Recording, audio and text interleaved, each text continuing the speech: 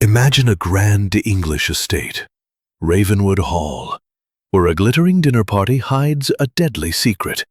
A young woman, Sophie Marwood, is found stabbed in the library, a letter opener in her heart. Who among the polished guests, each with motives cloaked in lies, wielded the blade? A cryptic ledger, a hidden love letter, a tampered clock, and a single glove point to betrayal. But whose? Enter Hercule Poirot, the brilliant detective with his little gray cells, unraveling a web of deceit where love turns lethal. Will the killer's mask fall before another strike? Dive into this classic Agatha Christie-style mystery, where every clue counts, and the truth is as shocking as it is inevitable. Chapter 1. The Gathering at Ravenwood Hall.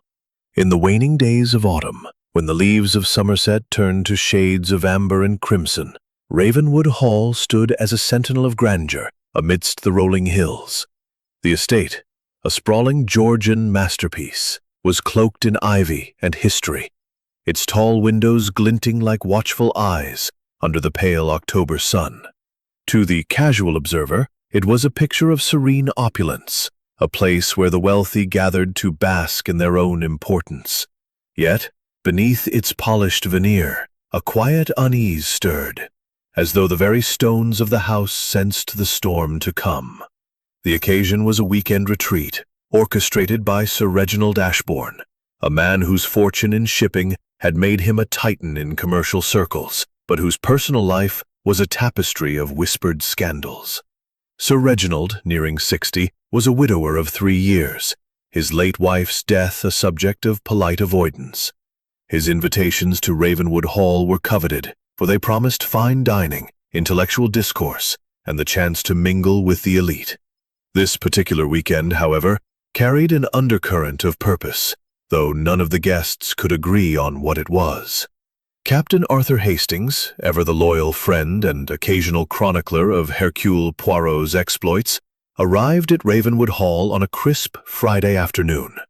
The train from London had been delayed, and Hastings, with his military punctuality, was mildly irritated as he stepped from the chauffeured car onto the gravel drive.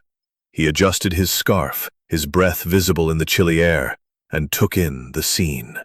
The house loomed before him, its symmetry both imposing and inviting. Carriages and motor cars lined the drive, their drivers unloading trunks for the weekend's guests. Hastings had been invited at the insistence of Sir Reginald, who had met him at a regimental dinner some months prior. The invitation had been vague, mentioning only a matter of some delicacy that required a man of Hastings' discretion. Intrigued, and sensing an opportunity to coax his friend Poirot from retirement, Hastings had written to the little Belgian detective, urging him to join. Air of mystery at Ravenwood Hall intrigues me. I shall arrive, but not, I think, as an invited guest. The little grey cells, they demand a challenge. Inside the grand hall, Hastings was greeted by the butler, Mr. Grayson, a man of impeccable decorum whose lined face betrayed no emotion. The hall was a marvel of polished oak and gleaming chandeliers, its walls adorned with portraits of Ashbournes long past. The air carried the faint scent of beeswax and lavender, and the murmur of voices drifted from the drawing-room. "Ah, Captain Hastings!" came a hearty voice. Sir Reginald himself descended the staircase, his broad frame clad in a tailored suit, his silver hair catching the light. "You're late, but no matter. Come, meet the others. We're a lively bunch this weekend." Hastings followed, noting the slight strain in Sir Reginald's smile. The drawing-room was a hive of polite chatter, the guests arranged in small clusters. Sir Reginald introduced them with the practiced ease of a host. First was Lady Beatrice Ashbourne, Sir Reginald's sister-in-law, a statuesque woman in her 40s whose sharp eyes missed nothing. Her emerald gown was a touch too grand for a country weekend, Hastings thought, and her smile was as calculated as a chess move. Next was Dr. Malcolm Finch, a physician and old friend of Sir Reginald's, whose nervous habit of adjusting his spectacles belied his otherwise calm demeanor. His wife, Clara Finch, was a quiet woman with a penchant for sketching, her delicate hands clutching a leather-bound notebook. Then there was Victor Crane, a brash young financier whose booming laugh filled the room, though his eyes darted restlessly. His fiancée, Miss Evelyn Ward, clung to his arm, her beauty marred by a nervous tic at the corner of her mouth. Rounding out the party were Mrs. Lavinia Holt, a widowed novelist whose Gothic tales had earned her a modest fame, and Mr. Thomas Redfern, a solicitor who handled Sir Reginald's legal affairs. Redfern was a thin, meticulous man whose every word seemed weighed for precision.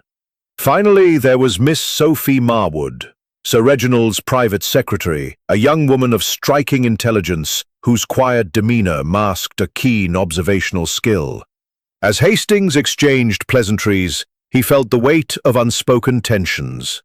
Lady Beatrice's gaze lingered too long on Victor Crane, while Clara Finch seemed to shrink from her husband's touch. Sir Reginald, for all his joviality, checked his pocket watch with an almost obsessive frequency.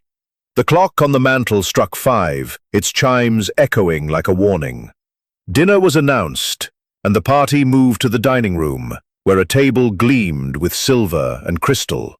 The meal was exquisite: roast pheasant, glazed vegetables, and a claret that Hastings privately thought divine. From Victor Crane. Mrs. Holt, ever the storyteller, hinted at a dark secret within Ravenwood's walls. Her words met with uneasy chuckles. As the dessert course arrived, Sir Reginald rose, tapping his glass for attention. "My friends," he began, his voice carrying a theatrical weight, "this weekend is more than a gathering of old acquaintances. I have called you here to address a matter of grave importance. There is a truth, long buried, that must now come to light." A hush fell over the table.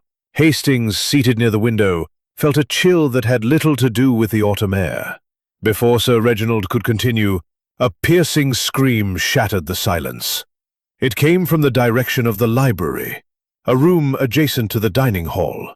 The guests froze, their faces a gallery of shock and suspicion. Sir Reginald's glass slipped from his hand, shattering on the floor.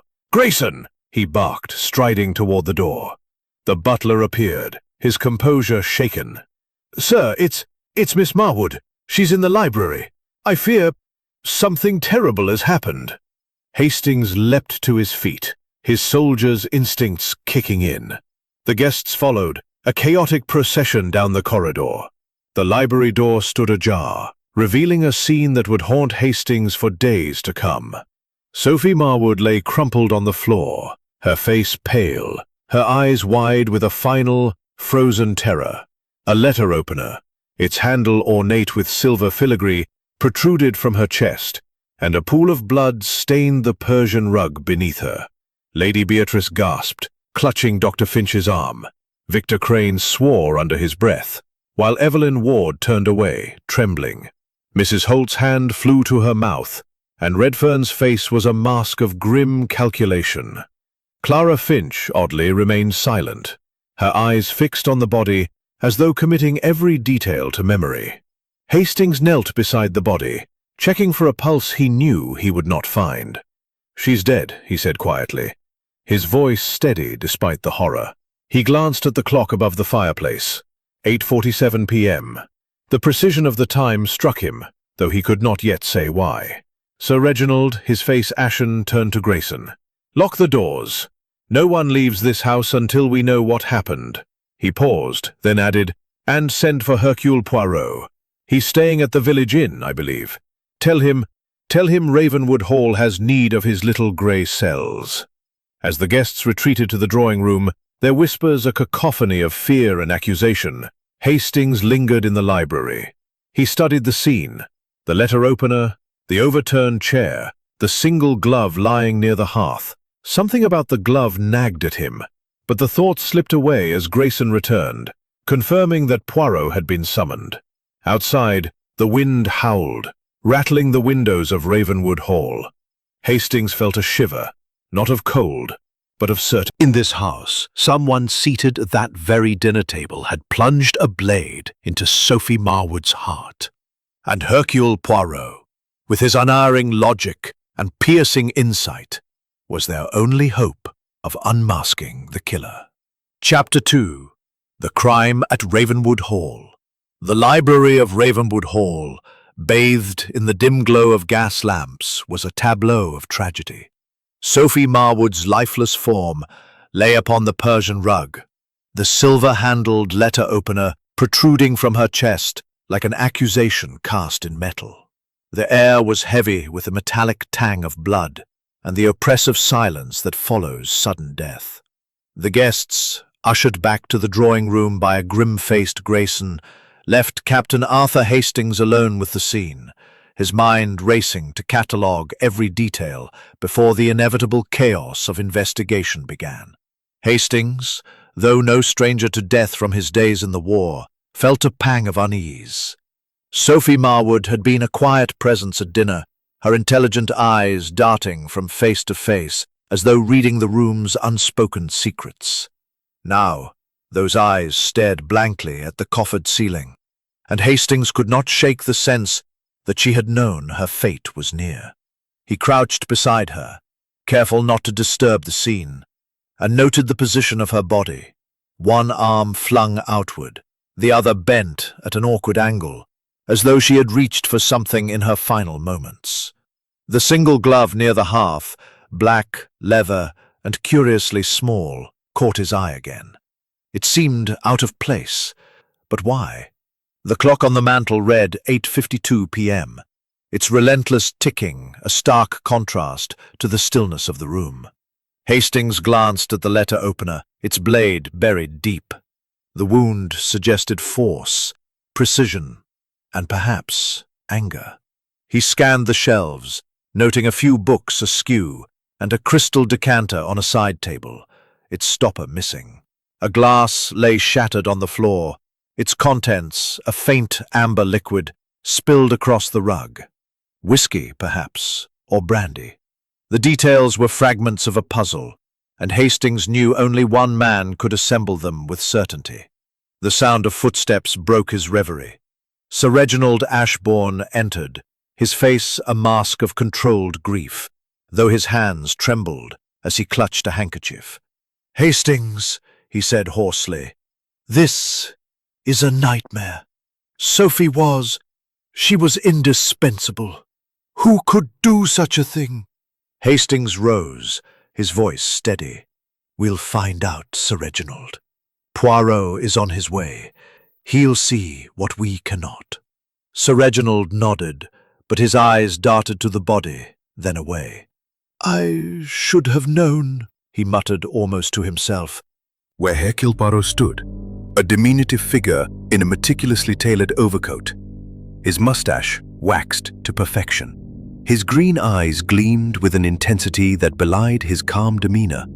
A small valise rested at his feet, and he was adjusting his gloves with the precision of a surgeon.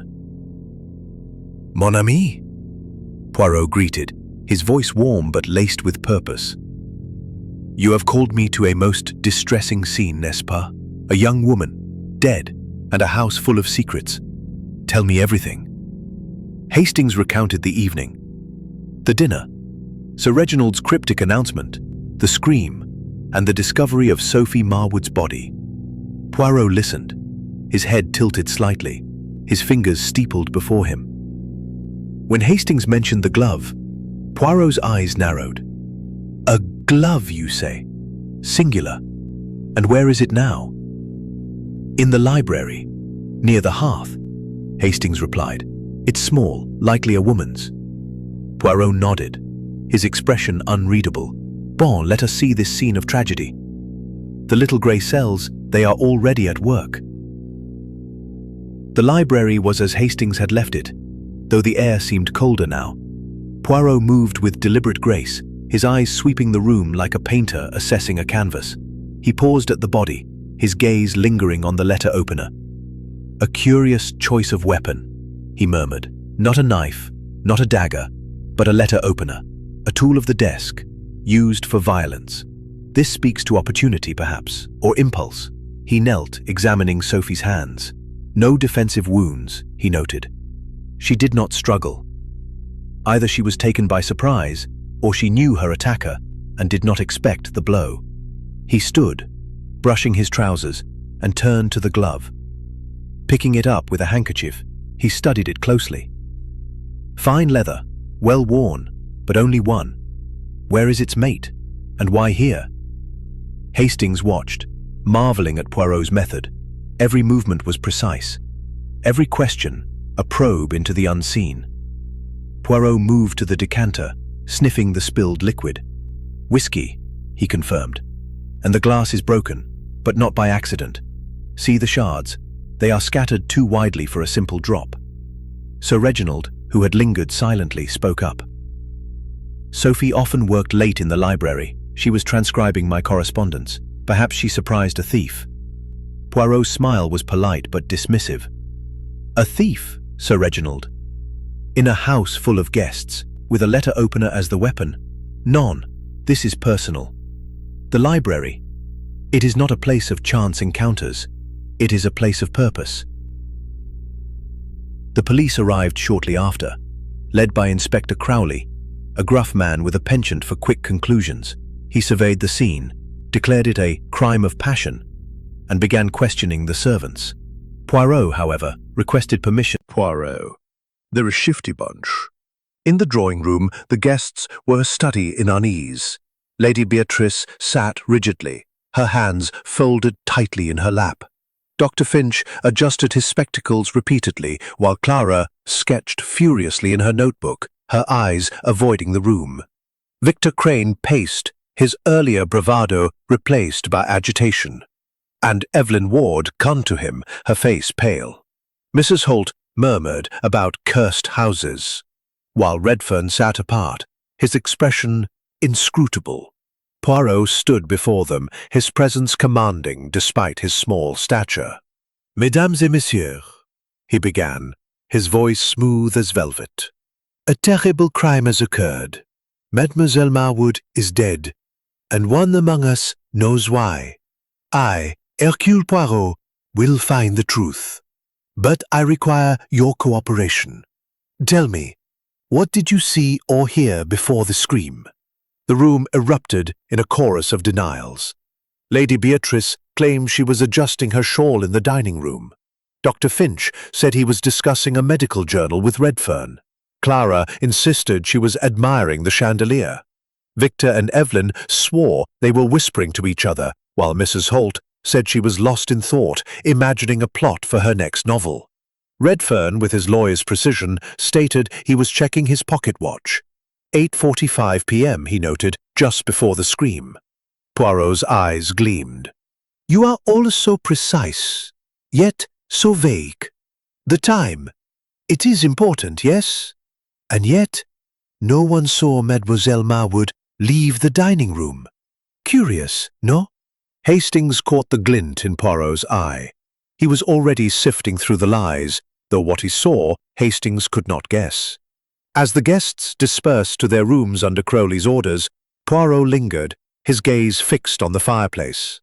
"Hastings," he said softly, "this glove, it bothers me. It is a clue, but to what? And the whiskey, why spill it? The answers, they are here, in the details." Outside, the wind howled, and Ravenwood Hall seemed to close in around them. Hastings felt a chill, knowing that Poirot's little grey cells were already weaving a net to catch a killer. But who among the guests, each with their secrets, their motives, had struck the fatal blow? And what truth had Sir Reginald been about to reveal before death silenced his secretary? Chapter 3. The Arrival of Hercule Poirot. The night had deepened over Ravenwood Hall, its shadows lengthening as though to cloak the secrets within its walls.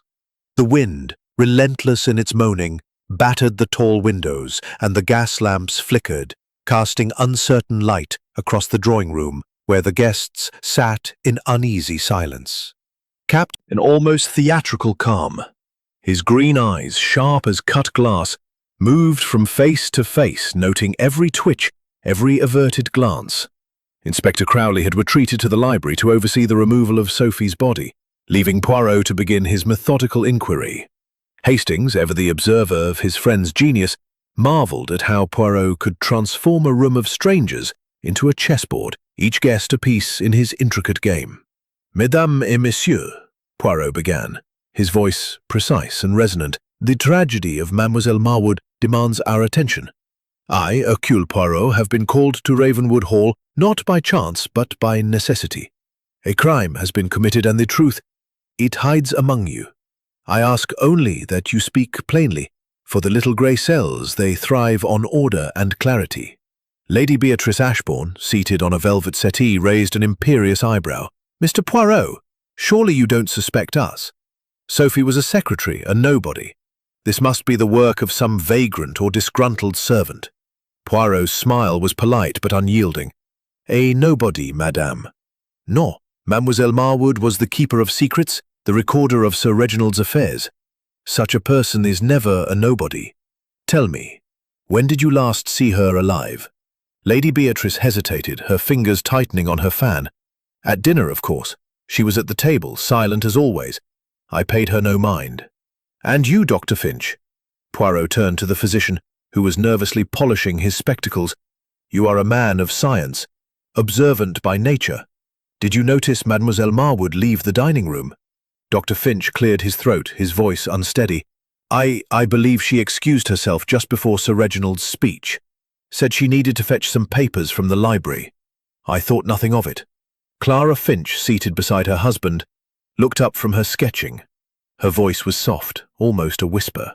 She seemed distracted at dinner, kept glancing at Sir Reginald, as though waiting for something. Poirot's eyes gleamed. "Waiting, madame? That is most interesting. And you, Mr. Crane?" He turned to the financier, who had ceased his pacing to lean against a bookcase, his arms crossed. Victor Crane's laugh was forced. "Look, I was too busy talking to Evelyn to notice some secretary. She was alive when we sat down to dinner, dead when we found her, that's all I know." Evelyn Ward, clinging to Crane's arm, nodded vigorously. "We were together the whole time. We didn't see anything." Poirot's gaze lingered on the couple, his expression unreadable. "Together? Toujours? A most convenient alibi. And you, Mrs. Holt?" He turned to the novelist, whose Gothic sensibilities seemed to revel in the drama. Mrs. Lavinia Holt leaned forward, her eyes bright with intrigue. "I saw Sophie slip out just as Sir Reginald began his speech. She looked furtive, if I may say so, as though want to be noticed." "Furtive," Poirot repeated, savouring the word. "And you, Mr. Redfern? A solicitor? A man of precision? What did your watch tell you of this evening?" Thomas Redfern, his thin face pale, consulted his pocket watch as though it held the answers. "I noted the time at 8:45 p.m., just before the scream. I was in the dining room, discussing a legal matter with Dr. Finch. Sophie was gone by then." Poirot nodded, his fingers brushing his moustache. "Bon. So Mademoiselle Marwood leaves the dining room, perhaps at 8:40, perhaps earlier. She is found dead at 8:47 by Captain Hastings' observation. A narrow window, no? And yet no one saw her go. No one heard her cry until the end." Hastings, standing by the fireplace, felt a stir of admiration. Poirot was painting a picture, each stroke a question that tightened the net around the truth. He glanced at Sir Reginald, who had remained silent, his face drawn. "Sir Reginald," Hastings ventured, "you said Sophie was indispensable. Did she know something dangerous?" Sir Reginald's eyes flickered with something like fear. "She was my secretary, Captain. She handled my correspondence, my accounts. Nothing more." Poirot's head tilted. "Nothing more, Sir Reginald? Yet you planned to reveal a truth this evening. A truth that required the presence of these particular guests. What was it?" The room tensed. Lady Beatrice's fan snapped shut. Victor Crane's jaw tightened, and Clara Finch's pencil paused mid-sketch. Sir Reginald hesitated, then shook his head. "It was a private matter, Mr. Poirot, a family concern. It has no bearing on this tragedy." Poirot's smile was enigmatic. "We shall see, Sir Reginald. The truth, it has a way of revealing itself." Inspector Crowley re-entered, his boots heavy on the polished floor. "Right, Mr. Poirot. The body's been taken to the village for examination. Looks like a single stab wound, clean and deep.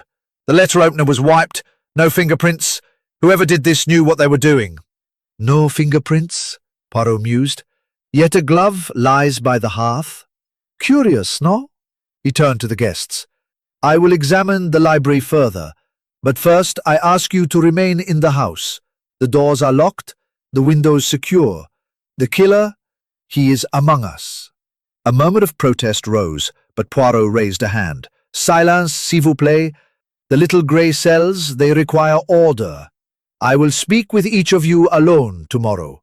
For now, rest, if you can." As the guests dispersed, their faces a gallery of fear and defiance, Poirot beckoned Hastings to the library. The room was now empty of the body, but the blood-stained rug remained, a grim reminder. It was spilled deliberately. The chair. It was knocked over in haste, not struggle. And the books. See how these three are askew? Someone searched this shelf, perhaps in a hurry. Hastings frowned. But what were they looking for? And why kill Sophie? Poirot's eyes gleamed. That, mon ami, is the heart of the matter. Mademoiselle Marwood knew something worth killing for. And the killer, he or she, is clever, but not clever enough to escape Hercule Poirot. As they left the library, the clock struck 10, its chimes echoing through the silent house. Hastings felt a chill, not from the wind, but from the certainty that Ravenwood Hall held more secrets than even Poirot could yet fathom. The guests, each with their alibis and motives, were pieces in a puzzle that grew more complex with every passing hour. And somewhere among them, a murderer waited, their mask of innocence still intact.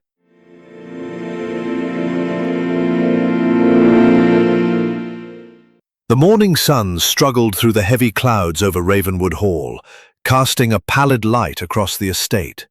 The grandeur of the previous evening had faded, replaced by a sombre air that clung to the walls like damp. The guests, confined to the house by Inspector Crowley's orders, moved with the restless caution of caged animals. Breakfast was a subdued affair, the clink of cutlery and murmured pleasantries unable to mask the tension that simmered beneath.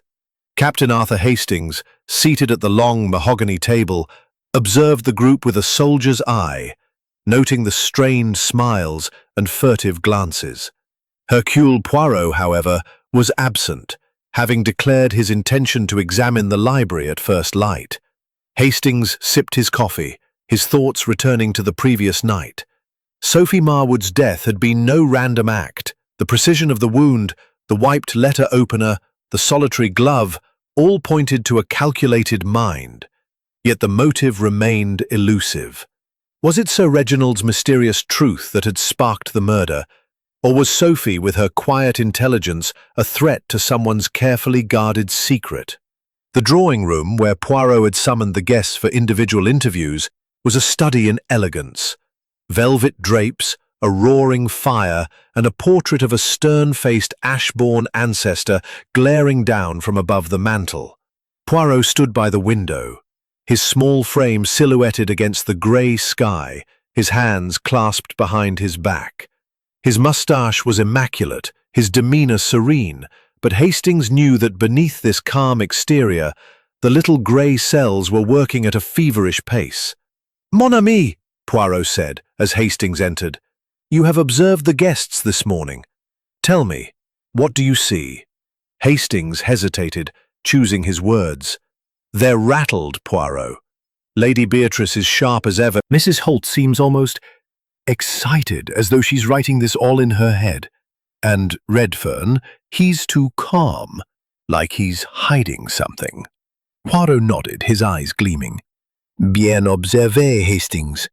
The human heart, it betrays itself in the smallest gestures. Now let us begin.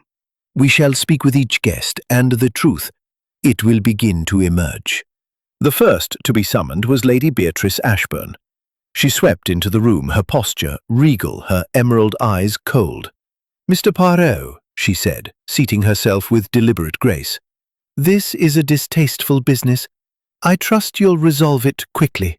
Poirot's smile was disarming. Madame, I seek only the truth. Tell me of your relationship with Mademoiselle Marwood. You called her a nobody, yet she was close to your brother-in-law.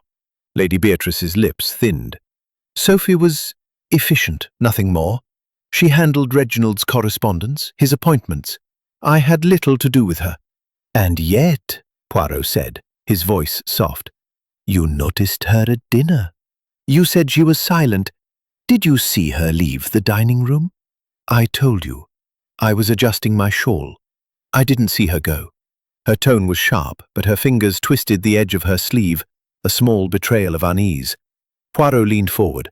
And this truth Sir Reginald spoke of, what do you know of it? Lady Beatrice's eyes flickered. Reginald is prone to dramatics. He likely meant some business matter. He's been revising his will, you know. Perhaps Sophie knew too much about it. Poirot's expression remained impassive. Merci, madame. That will be all for now. As Lady Beatrice departed, Hastings whispered, She's hiding something, Poirot. That pause. She knows more about this truth than she's letting on. Poirot nodded. Oui, mon ami. But what? We shall see. Next was Dr. Malcolm Finch, whose nervous energy filled the room. He sat, then stood, then sat again, his spectacles slipping down his nose. Mr. Poirot, I'm a doctor, not a detective.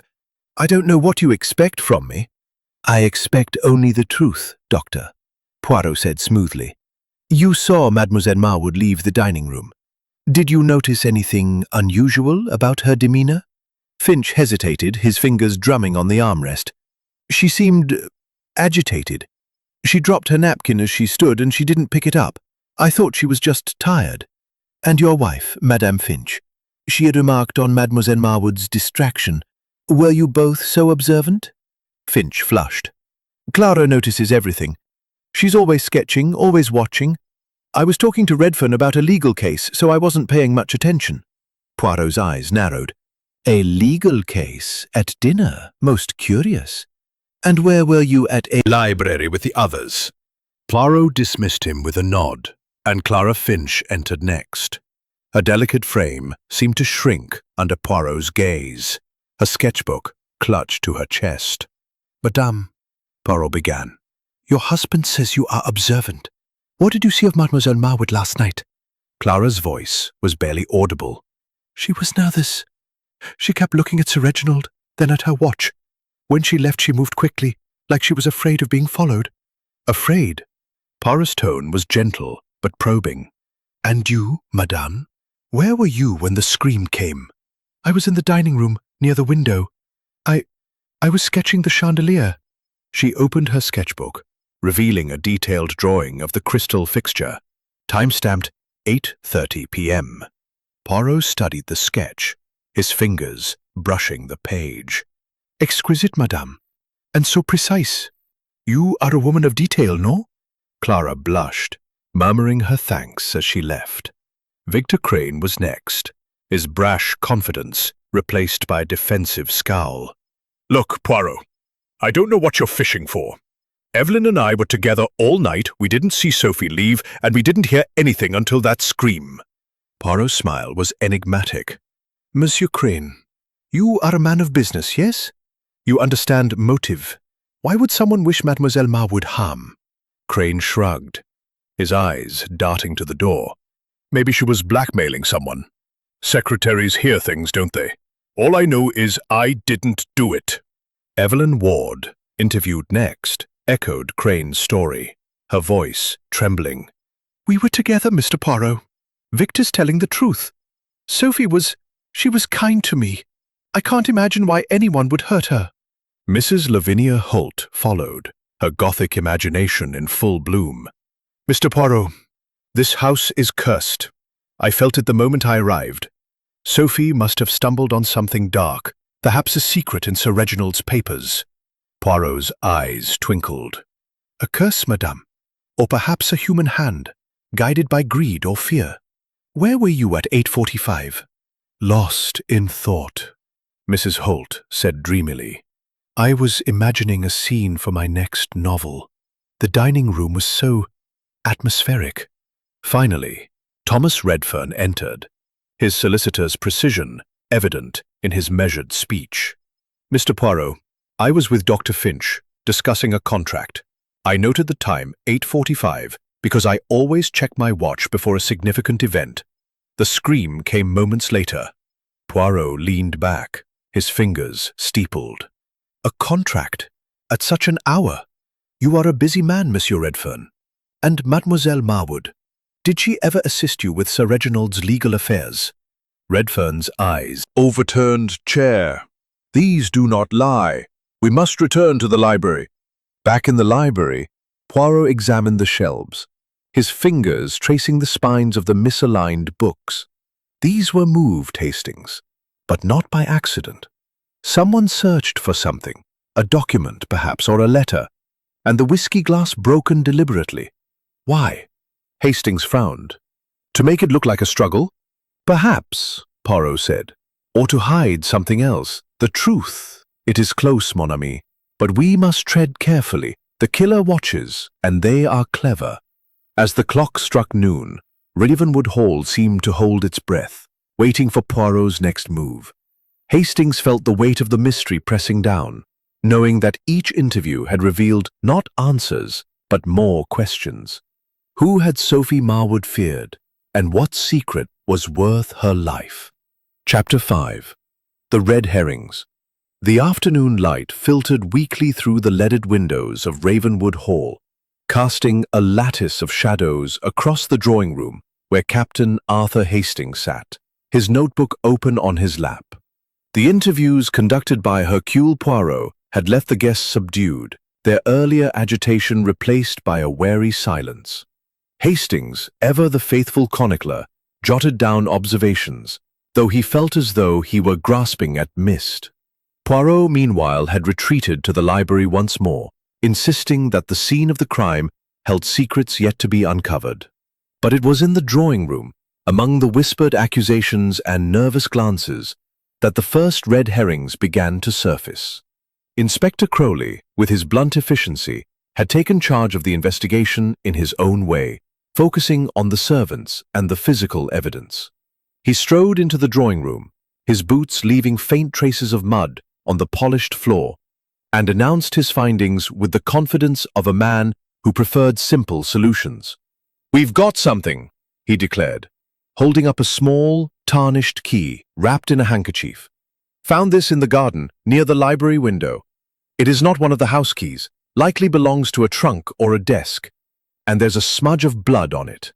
The guests stirred, their eyes darting to one another. Lady Beatrice Ashburn's lips pursed, as though she found the inspector's theatrics distasteful. Victor Crane, his earlier bravado returning, scoffed. "A key? That's your evidence? Could belong to anyone." Crawley's eyes narrowed. "Or it could belong to someone who dropped it while escaping the library. The window was unlatched, you know. Someone could have slipped out after the deed." Hastings felt a twinge of doubt. The unlatched window was suggestive, but Poirot had dismissed the idea of an outsider. The locked doors, the confined setting, everything pointed to someone within the house. Yet Crowley's discovery stirred the temper, made him an easy target. "Mr. Crane," Crowley said, turning to the financier, "you were awfully quick to dismiss the key. Care to tell me where you were between 8:40 and 8:47 last night?" Crane's face reddened. "I told you. I was with Evelyn, in the dining room. Ask her." Evelyn Ward nodded vigorously, her hands twisting in her lap. "It's true, Inspector. We were together. Victor didn't leave my side." Crowley's skepticism was palpable. "Convenient, that. And you, Mr. Crane, you got a reputation for sharp dealings. Maybe Miss Marwood knew something about your business, something you didn't want getting out." Crane leapt to his feet, his fists clenched. "That's slander. I'd no reason to harm Sophie. She was just a secretary." Sir Reginald, who had been silent, intervened. "Inspector, surely you're not suggesting one of my guests is a murderer without proof? That key could have been dropped days ago." Crowley grunted, unconvinced.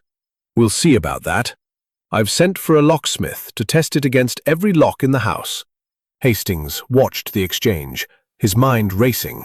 The key was a distraction, he was certain. Too convenient, too neatly placed. Poirot would call it a red herring, a deliberate attempt to mislead. But who had placed it there? And why? As Crowley left to continue his inquiries, Poirot returned, his expression serene, but his eyes alight with purpose.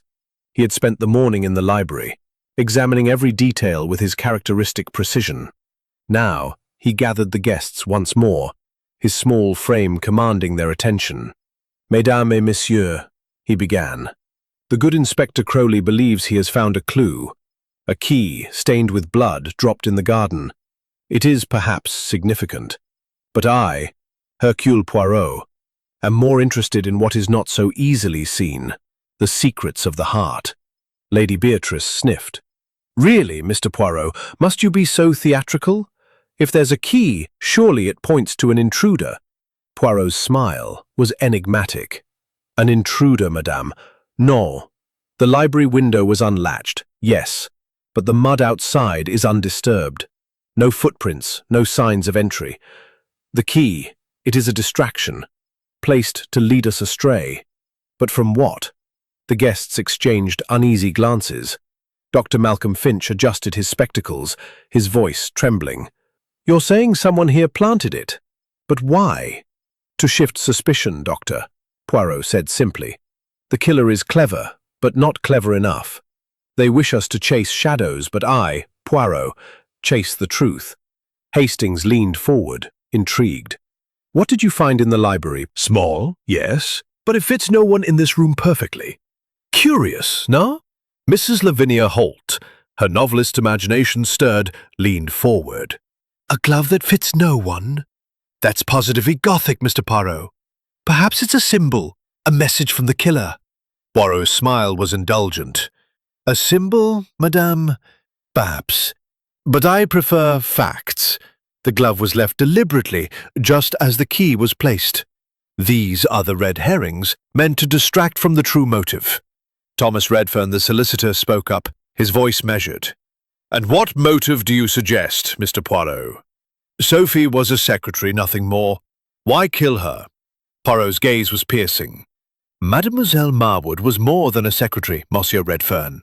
She was the keeper of Sir Reginald's secrets, the recorder of his affairs.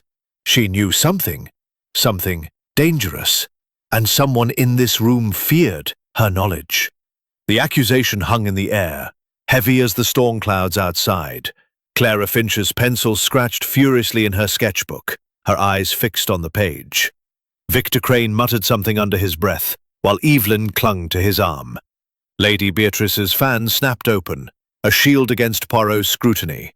Dr. Finch looked ill, and Sir Reginald's face was a mask of controlled anguish.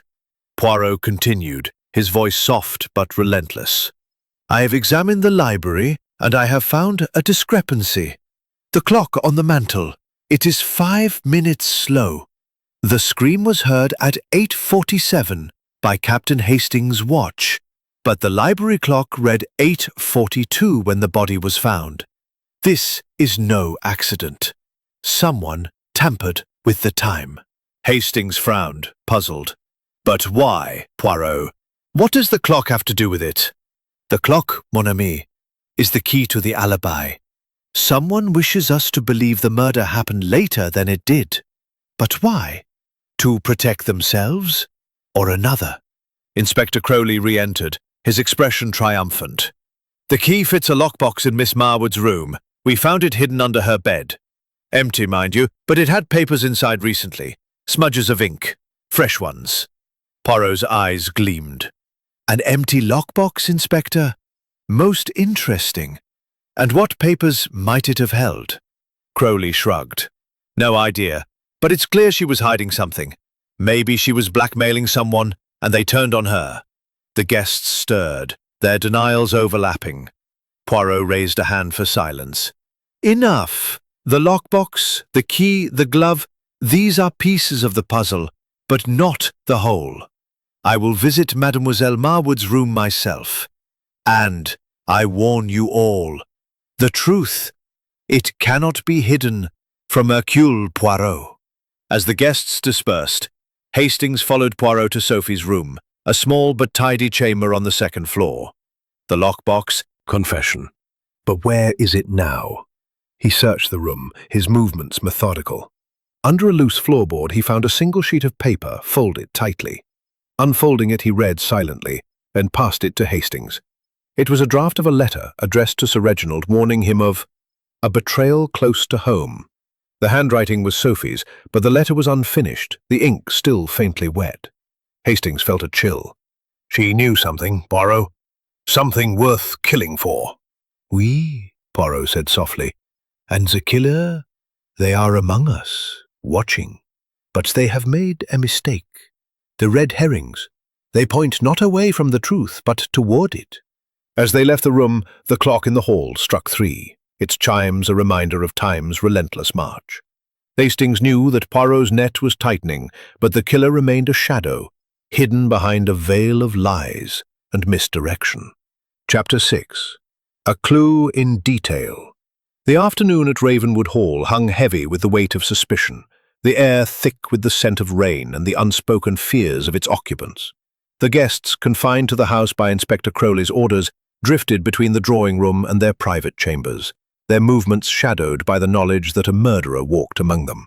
Captain Arthur Hastings, seated in the library where Sophie Marwood had met her end, felt the room's oppressive silence pressing against him.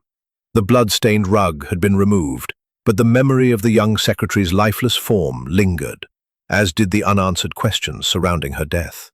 Hercule Poirot, however, was undeterred by the gloom. He moved through the library with the precision of a watchmaker, his small frame darting from one detail to another. His green eyes, sharp and unyielding, seemed to see beyond the physical, peeling back layers of deception to uncover the truth beneath. Hastings watched, marveling at his friend's ability to find significance in the mundane. Poirot had declared that the morning's interviews had revealed much, but it was in the library, he insisted, that the true heart of the mystery lay. Mon ami, Poirot said, pausing by the fireplace, you have seen the glove, the broken glass, the tampered clock.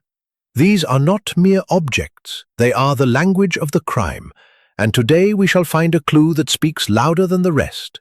Hastings leaned forward, his notebook open. What have you found, Poirot?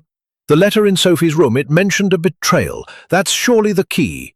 Poirot's mustache twitched, a sign of amusement or exasperation. Hastings could never quite tell. The letter, oui, it is important, but it is incomplete, a fragment. The killer took the rest, or perhaps Sophie never finished it. No, Hastings, we must look closer, to the smallest detail. He moved to the desk where Sophie had worked, its surface cluttered with papers, an inkwell, and a blotter. Poirot's fingers brushed the blotter, lifting it to reveal a faint impression of handwriting. Regardez, he said, holding it to the light. The pressure of a pen, the ghost of words. Sophie wrote something here, something she pressed hard to record. Hastings squinted at the blotter, seeing only indistinct smudges. Can you read it, Poirot? Not yet, Poirot admitted, but with the right method, we shall. He produced a small mirror from his valise, angling it to catch the light and reflect the impressions. Slowly, words emerged. Reginald, trust, betrayed, ledger. The rest was illegible, but Poirot's eyes gleamed with triumph. A ledger, Hastings. Sophie wrote of a ledger. This is no ordinary secretary's note. It is a clue to her death. A ledger? Hastings frowned. You mean financial records? Sir Reginald's accounts? Précisément, Poirot said, setting the blotter down. Mademoiselle Marwood. She was transcribing Sir Reginald's correspondence, yes, but also his accounts. A ledger contains secrets, debts, payments, perhaps even fraud. Someone did not wish her to reveal what she found. Poirot's attention shifted to the bookshelf, where the 3 legal texts remained askew. He pulled them down, examining their spines. These books, they were moved, but not read. See the dust on the edges, undisturbed, except where fingers gripped them. He opened one, revealing a hollowed-out compartment. Inside was a single sheet of paper, folded tightly, its edges yellowed. Poirot unfolded it with care, revealing a list of names and figures written in Sophie's neat hand. "A fragment of the ledger," he murmured. "Sums paid to V.C. and T.R., significant sums." "V.C. Victor Crane?" Hastings asked. "And T.R. Thomas Redfern?" "Perhaps," Poirot said, slipping the paper into his pocket. "But we must not leap to conclusions. The initials, they may be a coincidence or a trap. The killer is clever, Hastings, and they know I am watching." As Poirot continued his examination, Inspector Crowley entered, his face flushed with frustration. "Mr. Poirot, we've searched the grounds again. No footprints, no signs of an intruder. That key in the garden, it's looking more like a plant, just as you said." Poirot nodded, his expression serene. "The key, it is a distraction, Inspector. But this," he gestured to the blotter and the hidden paper, "this is the truth. Mademoiselle Marwood was killed because she knew too much about a ledger, a record of transactions that someone wished to keep hidden." Crowley's brow furrowed. "A ledger? You're saying this was about money?" "Money, power, betrayal," Poirot said. "The motives, they are eternal. But we must confirm the details." Preparing for breakfast. The footman swears he was in the stables. All accounted for, though I don't trust any of them completely. Poirot's smile was enigmatic. The servants? They are part of the puzzle, but not the heart. The heart lies with the guests. I must speak with Sir Reginald again. Sir Reginald was found in his study, a glass of brandy in hand, despite the early hour. His face was haggard, his eyes red-rimmed.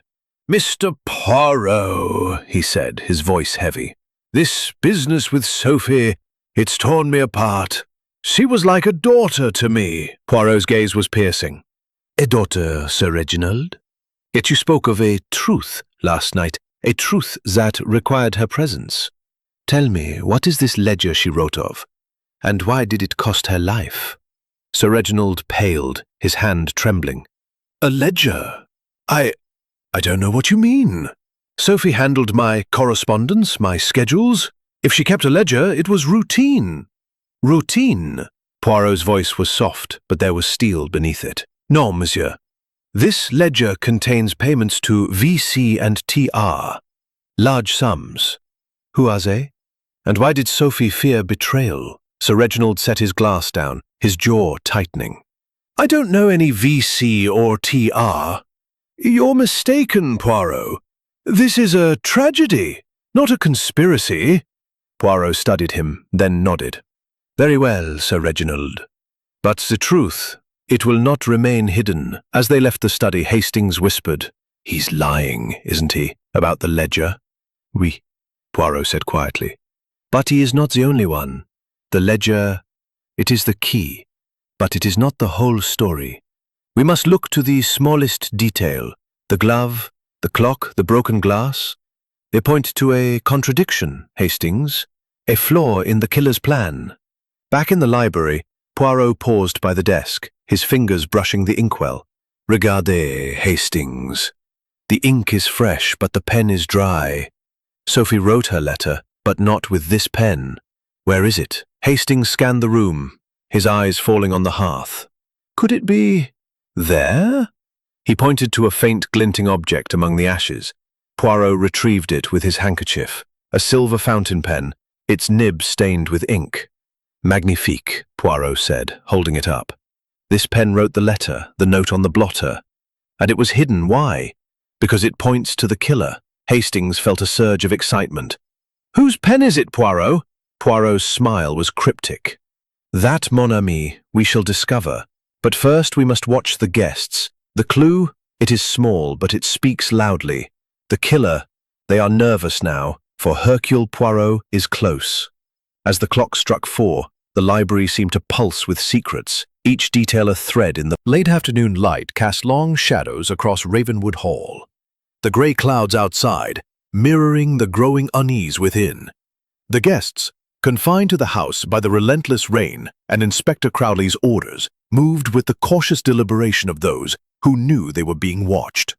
Captain Arthur Hastings, seated in the drawing room with his notebook, felt the weight of the mystery pressing ever heavier.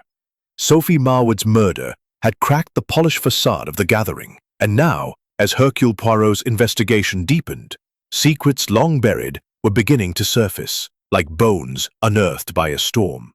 Poirot, ever the maestro of observation, had spent the day weaving between the library and the guests' rooms, his sharp eyes missing nothing. The discovery of the ledger fragment, the silver fountain pen, and the cryptic note on the blotter had set his little grey cells ablaze.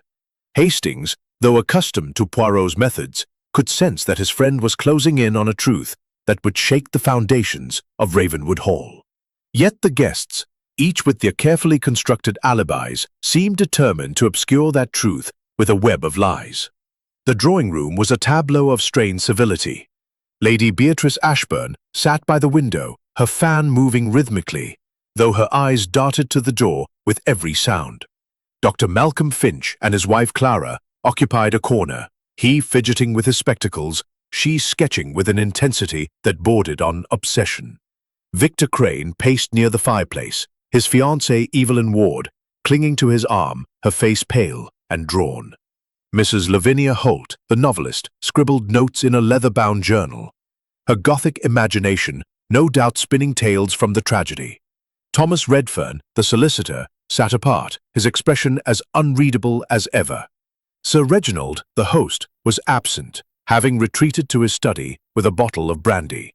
Poirot entered, his small frame commanding the room's attention despite the simplicity of his black suit and polished shoes.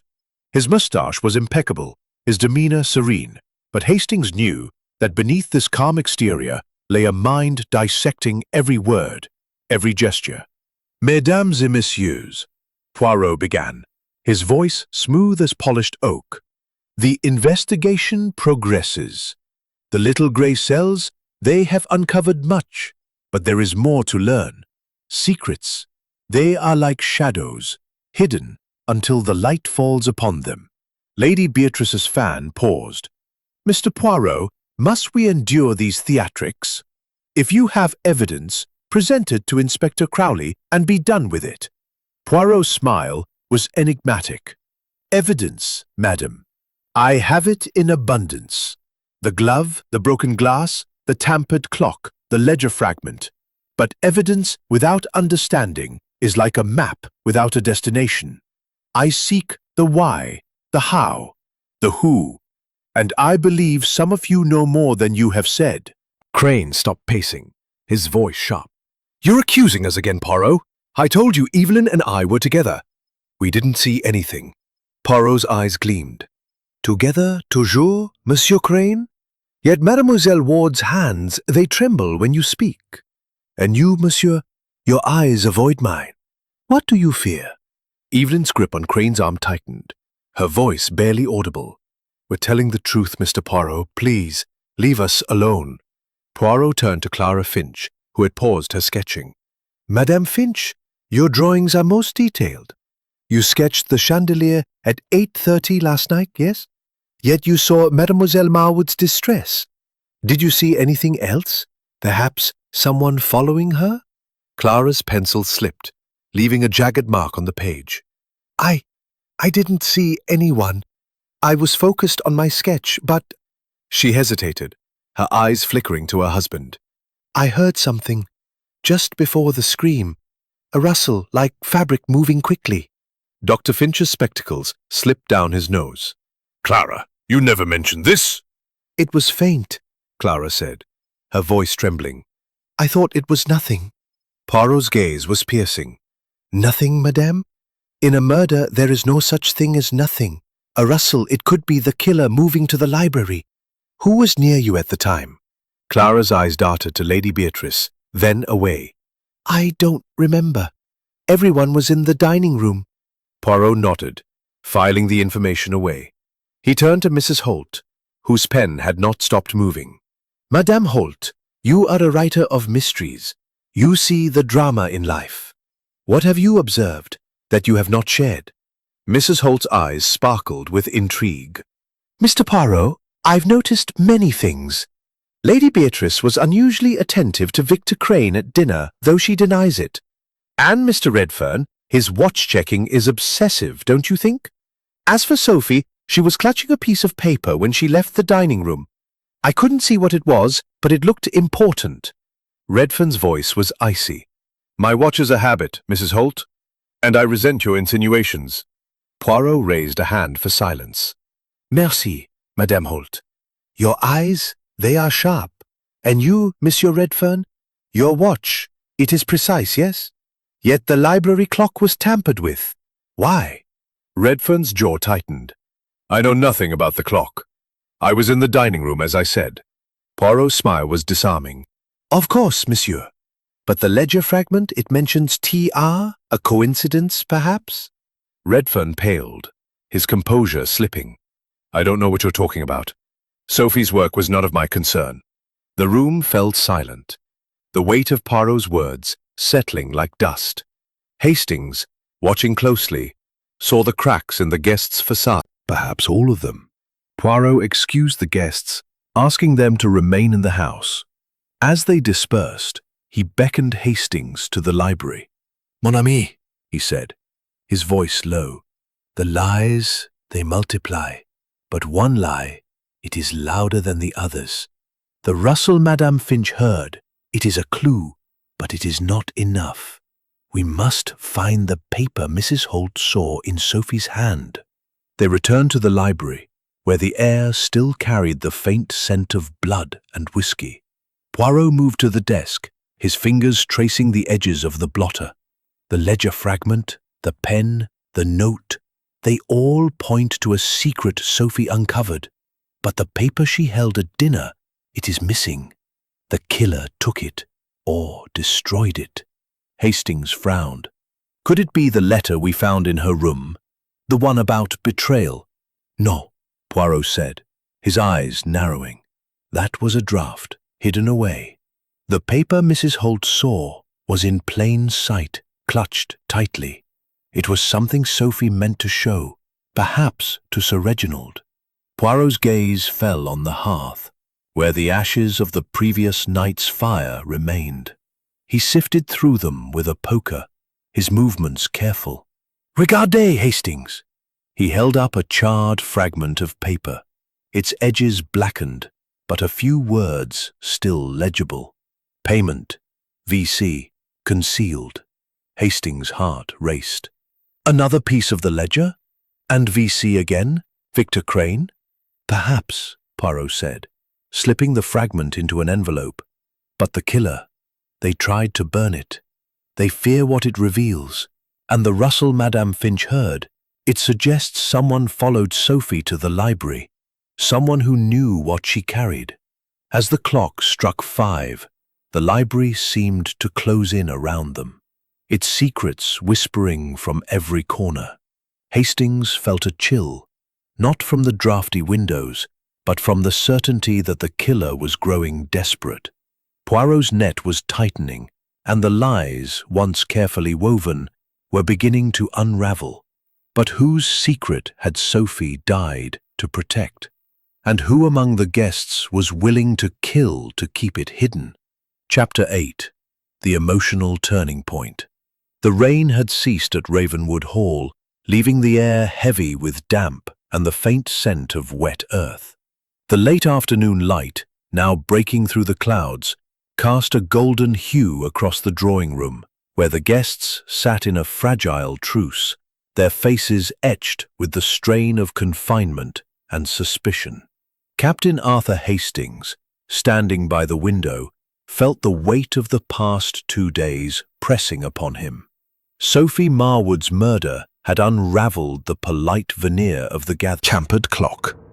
Each clue pointed to a secret Sophie had uncovered, a secret worth killing for. But it was in the drawing room as the clock struck 6 that the investigation reached an emotional turning point, a moment when the masks of the guests began to slip, revealing raw truths beneath their carefully crafted lies. Poirot stood before the fireplace, his small frame radiating authority. His green eyes, sharp as ever, moved from face to face, noting the tension in Lady Beatrice Ashbourne's rigid posture, the nervous twitch in Dr. Malcolm Finch's fingers. the haunted look in Clara Finch's eyes. Victor Crane's bravado had faded, his pacing replaced by a restless stillness, while Evelyn Ward clung to him, her face pale with fear. Mrs. Lavinia Holt's pen scratched furiously, her Gothic imagination feeding on the drama, and Thomas Redfern sat with his usual precision, though his eyes betrayed a flicker of unease. Sir Reginald, pale and dishevelled, had joined the group, his earlier retreat to brandy abandoned. "Mesdames et messieurs," Poirot began, his voice smooth but carrying an edge of steel, "we stand at a crossroads. Mademoiselle Marwood's death was no act of chance. She was killed because she knew a secret recorded in a ledger, a secret someone in this room would kill to protect. I have found fragments of this truth, the paper in the ashes, the note on the blotter, the initials VC and TR. But now I ask for honesty. Who among you will speak?" The room was silent, the only sound the crackling of the fire. Then, to everyone's surprise, Clara Finch stood, her sketchbook falling to the floor with a soft thud. Her delicate frame trembled, and her voice, usually a whisper, rang out with unexpected force. "I can't bear it any more," she said, her eyes brimming with tears. "I saw something, Mr. Poirot. I lied before, and I'm sorry. I saw Sophie leave the dining room, and someone followed her." A collective gasp rippled through the room. Dr. Finch reached for her, his face ashen. "Clara, what are you saying?" Poirot's eyes gleamed. "Madame Finch, this is most significant.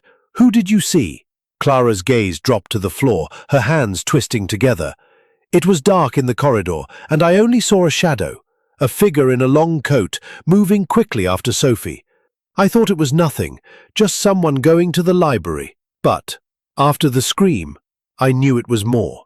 Her voice broke, and she covered her face with her hands. "I should have said something sooner. I was afraid." Dr. Finch stood, his voice trembling with a mix of anger and fear. "Clara, why didn't it? You're putting us all in danger." Poirot raised a hand for silence. "Calm, Doctor. Madame Finch has given us a piece of the puzzle. A figure in a long coat, you say, Madame. Can you describe it further?" Clara shook her head. "Their face. But the coat, it was dark, maybe black, with a high collar." "I am so sorry, Mr. Poirot. I was scared." Poirot's expression was gentle but probing. "Fear, Madame, is understandable. But truth, it is our ally. You have done well to speak now. Tell me, where were you when you saw this figure?" "By the dining room window," Clara said, her voice steadier now. "I stepped into the corridor to get a better view of the chandelier for my sketch. That's when I saw them." The other guests stirred, their unease palpable. Victor Crane's voice cut through the tension, sharp and defensive. "A long coat. That could be anyone. You're making this up, Clara, to throw suspicion elsewhere." Evelyn Ward clutched his arm, whispering, "Victor, please." Lady Beatrice's fan snapped shut. "This is absurd. Clara, you've been sketching and daydreaming. You're imagining things." Mrs. Holt, ever the dramatist, leaned forward. "A shadowy figure in a long coat. It's like something from one of my novels. Mr. Poirot, do you think it was the killer?" Poirot's smile was enigmatic. "Perhaps, Madame Holt, but we must consider all possibilities.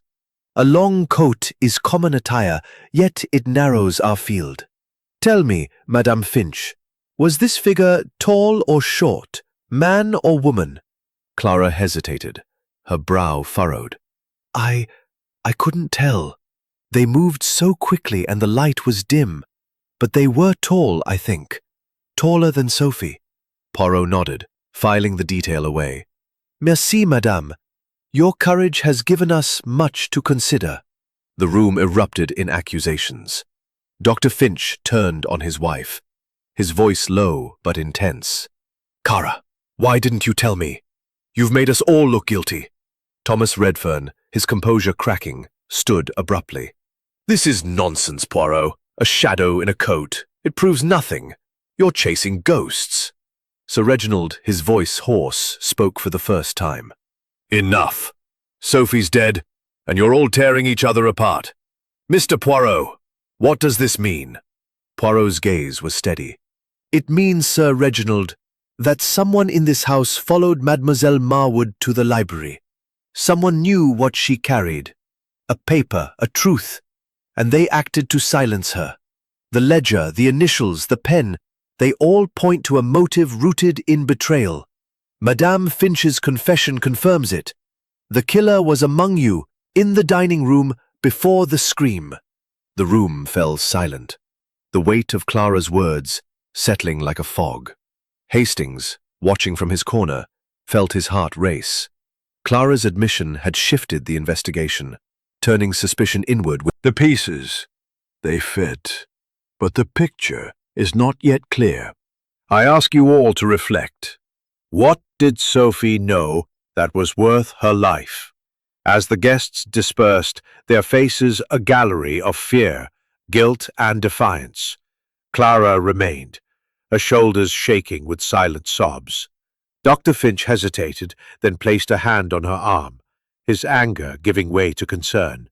Hastings approached Poirot, his voice low. "Clara's confession, it's a breakthrough, isn't it? Someone followed Sophie. We're close, Poirot." "Oui, mon ami," Poirot said, his eyes distant. "But close is not enough.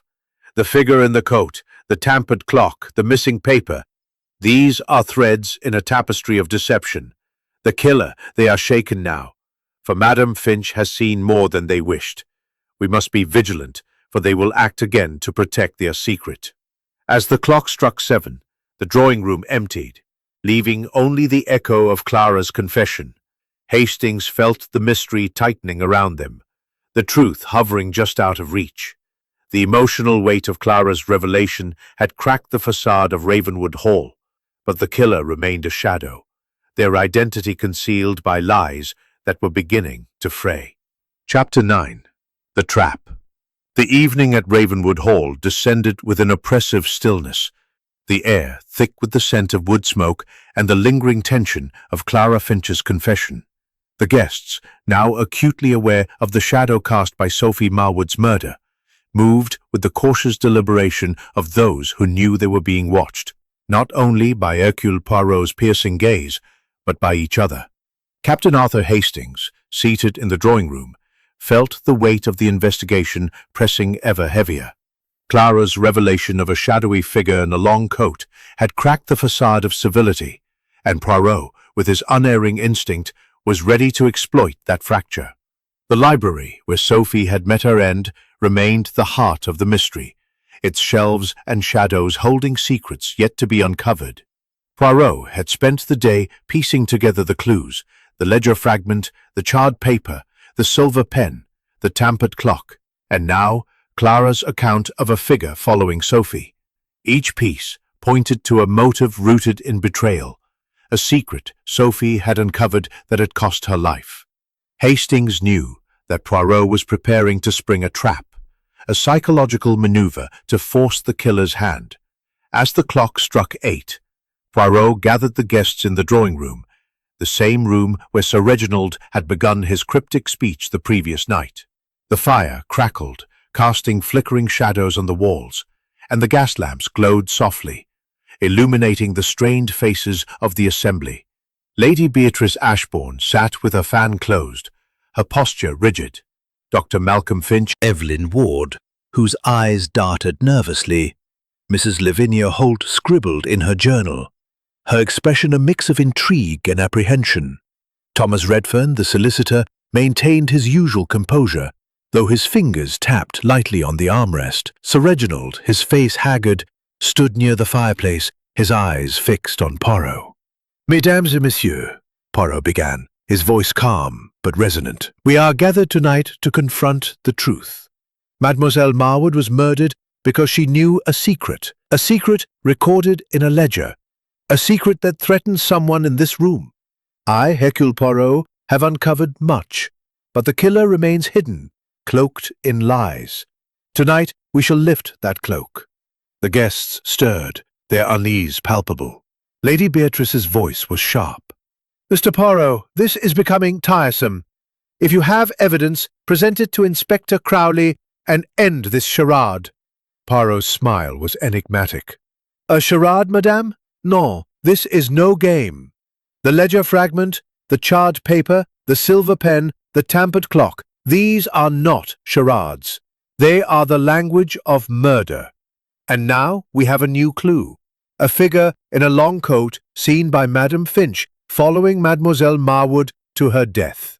Clara flinched, her eyes dropping to a sketchbook. Dr. Finch placed a protective hand on her shoulder, his voice tense. You're putting Clara in danger, Poirot. She's told you what she saw. Leave her be. Poirot's gaze was steady. Danger, Doctor? The danger is to the truth, which the killer seeks to bury, but I, Poirot, will not allow it. Tonight, I propose a test, a reconstruction of the moments before the murder. We shall return to the dining room, and each of you will take your place as you were at 8:40 last night when Mademoiselle Marwood left. A murmur of protest rose, but Poirot raised a hand for silence. S'il vous plaît, this is necessary. The killer, they are clever, but they cannot hide from the little grey cells. Captain Hastings, you will observe, and Inspector Crowley, you will ensure no one leaves. Crowley, standing by the door, nodded grudgingly. Fine, Poirot. But this better lead somewhere. The guests filed into the dining room, their movements reluctant. The long mahogany table was set as it had been the previous night, the silver gleaming under the chandelier's light. Poirot directed each guest to their seat, recreating the scene with meticulous care. Sir Reginald stood at the head, his face pale. Lady Beatrice sat to his right, her fan open now, moving slowly. Dr. Finch and Clara were near the centre, Victor and Evelyn at the far end, Mrs. Holt beside them, and Redfern opposite, his watch in hand. Poirot stood at the foot of the table, his eyes scanning the group. At 8:40, Mademoiselle Marwood left this room clutching a paper. Madame Finch saw a figure follow her, a tall figure, letting the silence stretch, his gaze locking onto each guest in turn. Hastings, stationed by the door, watched closely, his heart pounding. The tension was palpable, the air thick with anticipation. Then a soft rustle broke the silence, the sound of fabric, faint but unmistakable, coming from Lady Beatrice's direction. All eyes turned to her. She froze, her fan halting mid-motion. "What is this nonsense?" she snapped, but her voice trembled. "I moved my chair, that's all." Poirot's smile was gentle but unyielding. "A chair, madame, or perhaps a coat, hanging on the rack behind you. A long, dark coat with a high collar, yes?" Lady Beatrice's eyes widened, her composure slipping. "I don't know what you mean. I was here, in my seat, when Sophie left." Poirot stepped closer, his voice soft but piercing. Yet Madame Finch heard a rustle, and now we hear it again. "And the glove, madame, the glove by the hearth. It is small, like yours. Did you wear it last night, perhaps to avoid leaving fingerprints on the letter opener?" The room erupted in gasps. Victor Crane pointed a finger. "You're accusing her. That's ridiculous. Beatrice wouldn't—" "Silence, Monsieur Crane," Poirot said sharply. "The truth, it is close. Madame Ashbourne, you spoke of revising Sir Reginald's will. Did Mademoiselle Marwood know something about it, something you wished to keep hidden?" Lady Beatrice's face drained of colour, her fan falling to the table. "This is outrageous. I had no reason to harm Sophie. She was nothing to me." Sir Reginald's voice was hoarse. "Beatrice, tell him the truth. If you know something, for God's sake, speak." Lady Beatrice's eyes darted to Sir Reginald, then to Poirot. For a moment it seemed she would hold firm, but then her shoulders slumped and her voice broke. I followed her to the library. Not to kill her, I swear. I saw her take a paper from Reginald's desk earlier that day. I thought she was stealing, or worse, betraying him. I wanted to confront her. The room was silent, the weight of her confession hanging heavy. Hastings felt his pulse quicken. Was this the breakthrough they needed? Poirot's eyes narrowed. "And what happened in the library, madame?" Lady Beatrice's voice trembled. "I found her there, holding the paper. She was reading it, muttering about betrayal. I demanded to know what it was, but she refused to say. We argued, and I grabbed her arm. She pulled away and the chair fell. I left her there, alive, I swear. I heard the scream moments later from the dining room." Poirot studied her, his expression unreadable. "You left her alive, madame? Yet the paper is gone, and she is dead. And the coat, where is it now?" Lady Beatrice hesitated, then gestured to the rack by the door. "There. It's mine. But I didn't kill her, Mr. Poirot. You must believe me." Poirot nodded, his gaze shifting to the coat, a long dark garment with a high collar. "We shall see, madame. The truth, it is stubborn. It will not be denied." As the guests were dismissed, their faces a mix of shock and suspicion, Hastings approached Poirot. "Is she telling the truth, Poirot? Did she only argue with Sophie?" Poirot's eyes gleamed. "She tells part of the truth, mon ami, but not all. The coat, the rustle, the argument, these are pieces of the puzzle. But the killer, they are still hidden, watching us. The trap, it has shaken them. Now, we wait for their next mistake." As the clock struck 9, Ravenwood Hall seemed to hold its breath, the trap set and the killer cornered, though their identity remained a shadow in the flickering light. Chapter 10. The Reveal. The night at Ravenwood Hall was cloaked in an uneasy silence, broken only by the occasional creak of the old house and the distant howl of the wind. The drawing room, where the guests had gathered for Hercule Poirot's dramatic reconstruction, was now empty, save for Poirot and Captain Arthur Hastings. The emotional weight of Lady Beatrice Ashbourne's confession lingered, her admission of following Sophie Marwood to the library a crack in the facade of the group's carefully constructed alibis. Yet Poirot, with his unerring instinct, knew that the truth was still obscured, the killer hidden behind a veil of half-truths and misdirection. Tonight, he would lay bare the heart of the mystery. Poirot stood by the fireplace, his small frame illuminated by the flickering flames, his green eyes sharp with purpose. Hastings, seated in an armchair, felt a mix of anticipation and dread.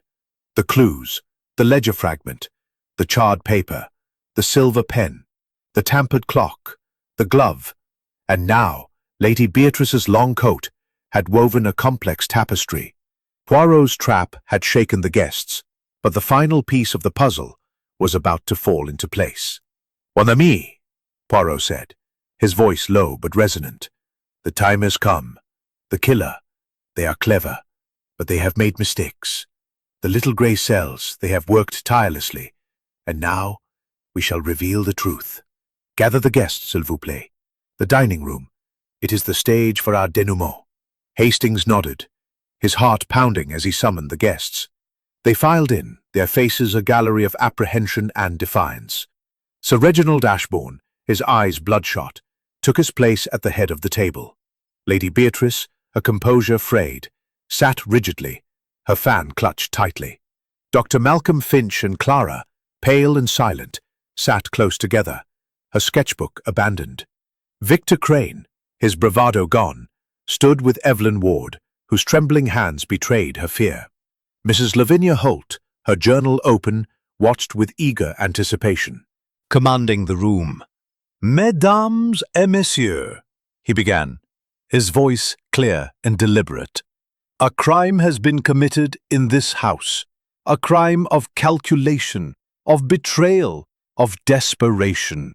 Mademoiselle Sophie Marwood was murdered because she knew a secret recorded in a ledger, a secret that threatened ruin. Tonight I, Hercule Poirot, will reveal the killer." A hush fell, the only sound the crackling fire. Poirot's eyes swept the room, lingering on each face. Let us begin with the facts. At 8:40 p.m., Mademoiselle Marwood left this dining room clutching a paper. Madame Finch saw a figure in a long coat follow her. At 8:47, a scream was heard, and Sophie was found dead in the library, a letter opener in her chest. The clock was tampered with, reading 8:42 to confuse the timeline. A glove was left by the hearth, a whiskey glass broken, a ledger fragment hidden, and a paper burned. These are not random. They are the signature of a meticulous mind. Lady Beatrice's voice was sharp. "You said all this, Mr. Poirot. Get to the point." Poirot's smile was serene. "Patience, madam. The point, it is this. Sophie Marwood discovered a ledger detailing payments to VC and TR, large sums, concealed from Sir Reginald's accounts. She wrote of betrayal, intending to warn him, but someone acted to silence her. Victor Crane's face reddened. "You're looking at me, aren't you? Those initials, VC, I had nothing to do with it. I'm no thief." Poirot raised a hand. "Calm, Monsieur Crane. The initials, they are a clue, but not the whole story. Let us examine the timeline. Sophie left at 8:40. Madame Ashburn admits she followed, argued with Sophie, and left her alive. The scream came at 8:47, 7 minutes, a narrow window, but enough for murder." Dr. Finch adjusted his spectacles nervously. "But who was in the library during those 7 minutes?" Poirot's eyes gleamed. "An excellent question, Doctor. Let us consider the clues. The glove, small and leather, fits no one perfectly, yet it was left deliberately to suggest a woman's hand. The whiskey glass, broken not by accident, but to stage a struggle. The clock, set back 5 minutes to create a false alibi. And the pen, the silver pen found in the ashes with Sophie's ink on its nib." He paused, producing the pen from his pocket. "This pen, TR. Payment to you, concealed from Sir Reginald. Sophie discovered your embezzlement, did she not? You were siphoning funds from Sir Reginald's accounts, and she was about to expose you." The room erupted in gasps. Sir Reginald's voice was a growl. "Redfern, is this true?" Redfern stood, his voice trembling. I handled your accounts, Reginald, but I swear I didn't kill her. Yes, I took money, small amounts, to cover debts. Sophie found out, but I begged her to stay quiet. She agreed." Poirot's eyes narrowed. "Did she, monsieur? Or did you ensure her silence? You were in the dining room, yes, but you checked your watch at 8:45, moments before the scream. You had time to slip out, follow Sophie, and strike." Redfern shook his head frantically. "No, I was with Finch. Ask him." Dr. Finch nodded, his voice unsteady. "He was with me, discussing a contract. He didn't leave." Poirot's smile was enigmatic. "Yet the rustle Madame Finch heard suggests someone did. And the coat? Madame Ashbourne's coat, yes, but it was worn by another. Someone tall, as Madame Finch described. Someone who knew the library well." His gaze shifted to Clara Finch, who froze, her eyes wide. "Madame Finch," Poirot said softly, "you are the artist, the observer. You saw the figure in the coat, but you did not tell all. You wore the coat, did you not? You followed Sophie, and you killed her." Clara's sketchbook fell, her hands trembling. No, that's not true." Poirot stepped closer, his voice relentless. "You wore Madame Ashbourne's coat, left carelessly on the rack. You followed Sophie, knowing she had the ledger fragment. You stabbed her with the letter opener, wiped it clean, and left the glove to mislead.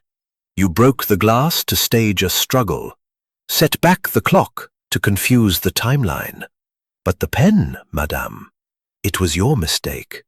You used Redfern's pen, left in the library, and hid it in the ashes, hoping it would burn." Clara's face crumpled, tears streaming. "I didn't mean to. She was going to ruin us. Malcolm's debts, my paintings, they were all tied to Redfern's scheme. Sophie was going to tell Reginald everything." Dr. Finch gasped, his spectacles falling to the table. "Clara, no!" Poirot's voice was gentle but firm. "You acted to protect your husband, madame, but you took a life. The ledger, it was your undoing." Crowley stepped forward, his face grim. "Mrs. Finch, you're under arrest." As Clara was led away, sobbing, the room and cold over Ravenwood Hall.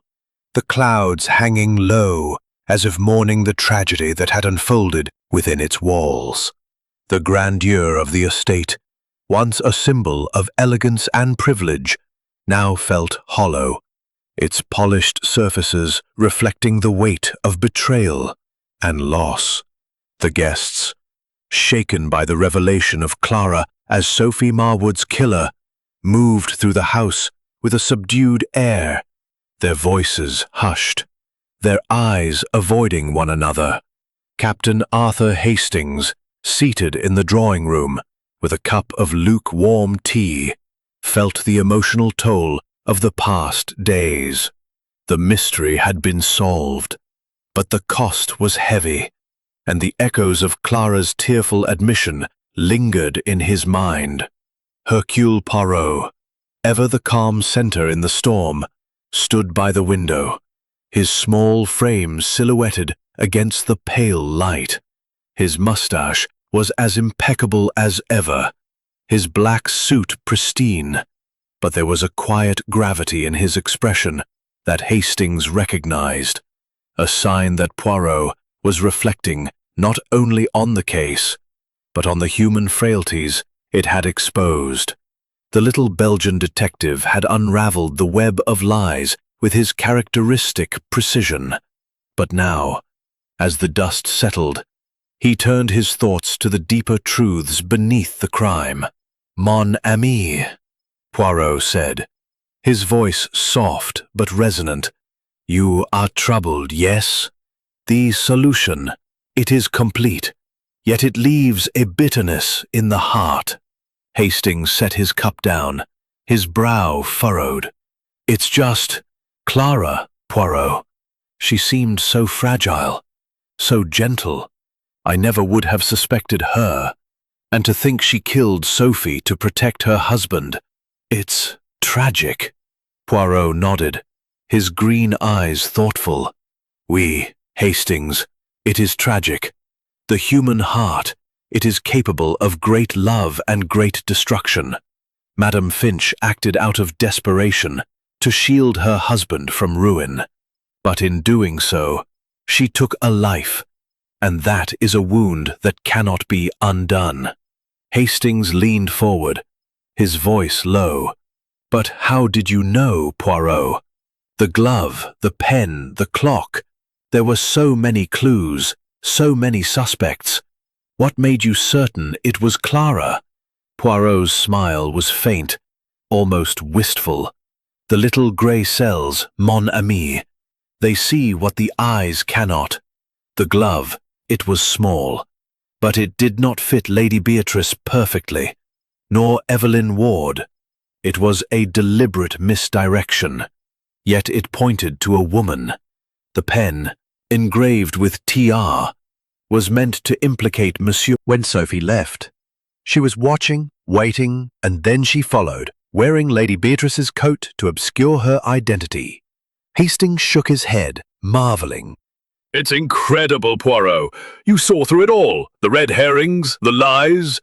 "But why did Clara break down? Why confess?" Poirot's expression softened. "The heart, Hastings. It cannot bear the weight of guilt forever. Madame Finch is an artist, a soul sensitive to beauty and pain. To kill, even for love, was a burden too great. When I set the trap, recreating the scene, her emotions betrayed her. The rustle of the coat, the pressure of my questions, it was too much. The truth, it demands to be heard." The door opened, and Sir Reginald Ashbourne entered, his face etched with exhaustion. "Mr. Poirot," he said, his voice heavy, "I owe you my thanks. You've uncovered the truth, though it's a bitter one. Clara, I never suspected her. And Sophie, she was like family. To think this was about money, about betrayal." Poirot inclined his head. "Monsieur, the betrayal was not only Clara's. Monsieur Redfern's embezzlement, the payments to VC, they were the spark. Sophie discovered the ledger, and she meant to warn you. Her loyalty cost her life." Sir Reginald's shoulders slumped. I trusted Redfern. And Clara! Malcolm's debts must have driven her to it. I should have seen the signs. Poirot's voice was gentle but firm. Do not blame yourself, Sir Reginald. The human heart, it is complex. We see only what others allow us to see, until the truth is forced into the light. As Sir Reginald left, his footsteps heavy, Inspector Crowley entered, his gruff demeanour softened by respect. You've done it again, Poirot. Clara's confessed fully. She's admitted to everything. The ledger, the pen, the coat. She's broken, poor woman. Says she couldn't live with the guilt. Poirot nodded. The guilt, it is a heavy chain, Inspector. But justice, it is served. Crowley hesitated, then added, There's one thing I don't understand. The payments to VC. Victor Crane swears he's innocent, but the ledger points to him. Poirot's eyes twinkled. A final red herring, Inspector. VC was not Victor Crane, but Vincent Caldwell, a business associate of Monsieur Redfern's, long since deceased. Redfern used his name to hide the transactions. Crane's temper and Evelyn's fear, they were distractions, nothing more. Crowley shook his head, a wry smile forming. You're a marvel, Poirot. I'll see to it that Clara's taken to Taunton. This case is closed, thanks to you. As Crowley, for me, I shall return to my quiet life, to my books and my tisane. But the little grey cells, they are never truly at rest. He turned, his expression serene. Come, Hastings. The train to London awaits. Let us leave Ravenwood Hall to its ghosts. As they gathered their things, Hastings felt a pang of melancholy. The mystery had been solved, the killer unmasked, but the cost was a reminder of human frailty, of love twisted into desperation, of trust betrayed. Poirot, sensing his friend's mood, placed a hand on his shoulder. Courage, mon ami. The world, it is not always kind, but it is always true, and we seek that truth, no matter the cost. They stepped out into the crisp morning air, the gravel crunching under their feet. The car waited to take them to the station, and as Ravenwood Hall receded into the distance, Hastings glanced back, its tall windows glinting like eyes that had seen too much. Poirot, beside him, was silent, his mind already turning to the next challenge, the next puzzle that would stir his little grey cells.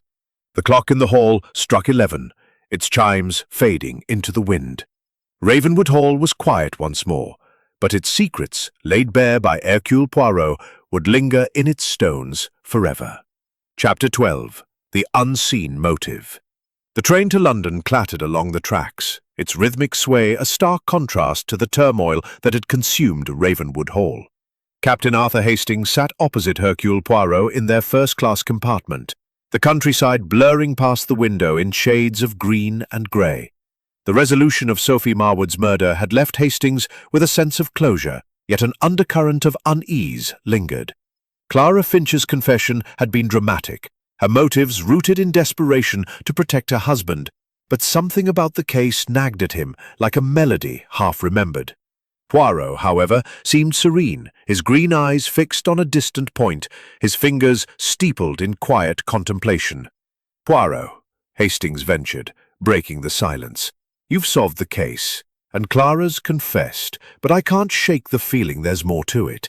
The ledger, the payments to VC and TR, it all seems too neat, too tied up.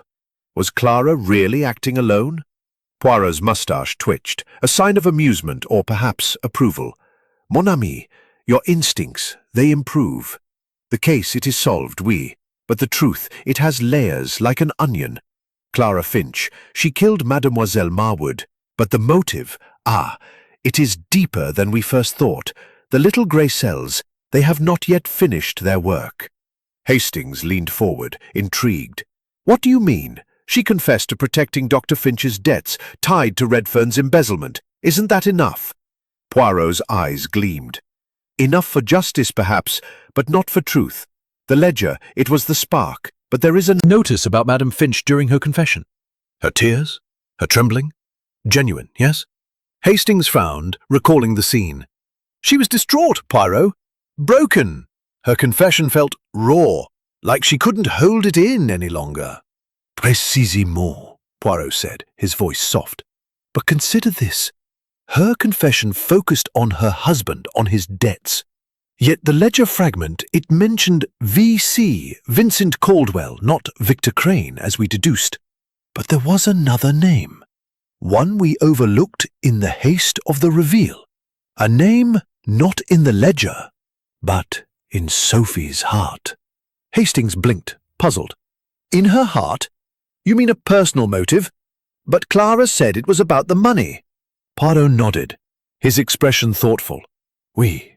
The money was the surface, but beneath there is a deeper wound. Let us return in our minds to Ravenwood Hall. The library, the pen, the glove, these were clues, yes. But there was another detail, one I did not emphasize. The paper Sophie clutched at dinner, seen by Madame Holt. It was not the ledger fragment, nor the letter in her room. It was something else, a letter, perhaps, of a different kind.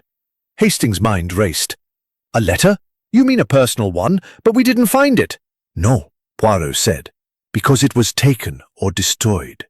But the blotter, Hastings, it held more than the words ledger and betrayal.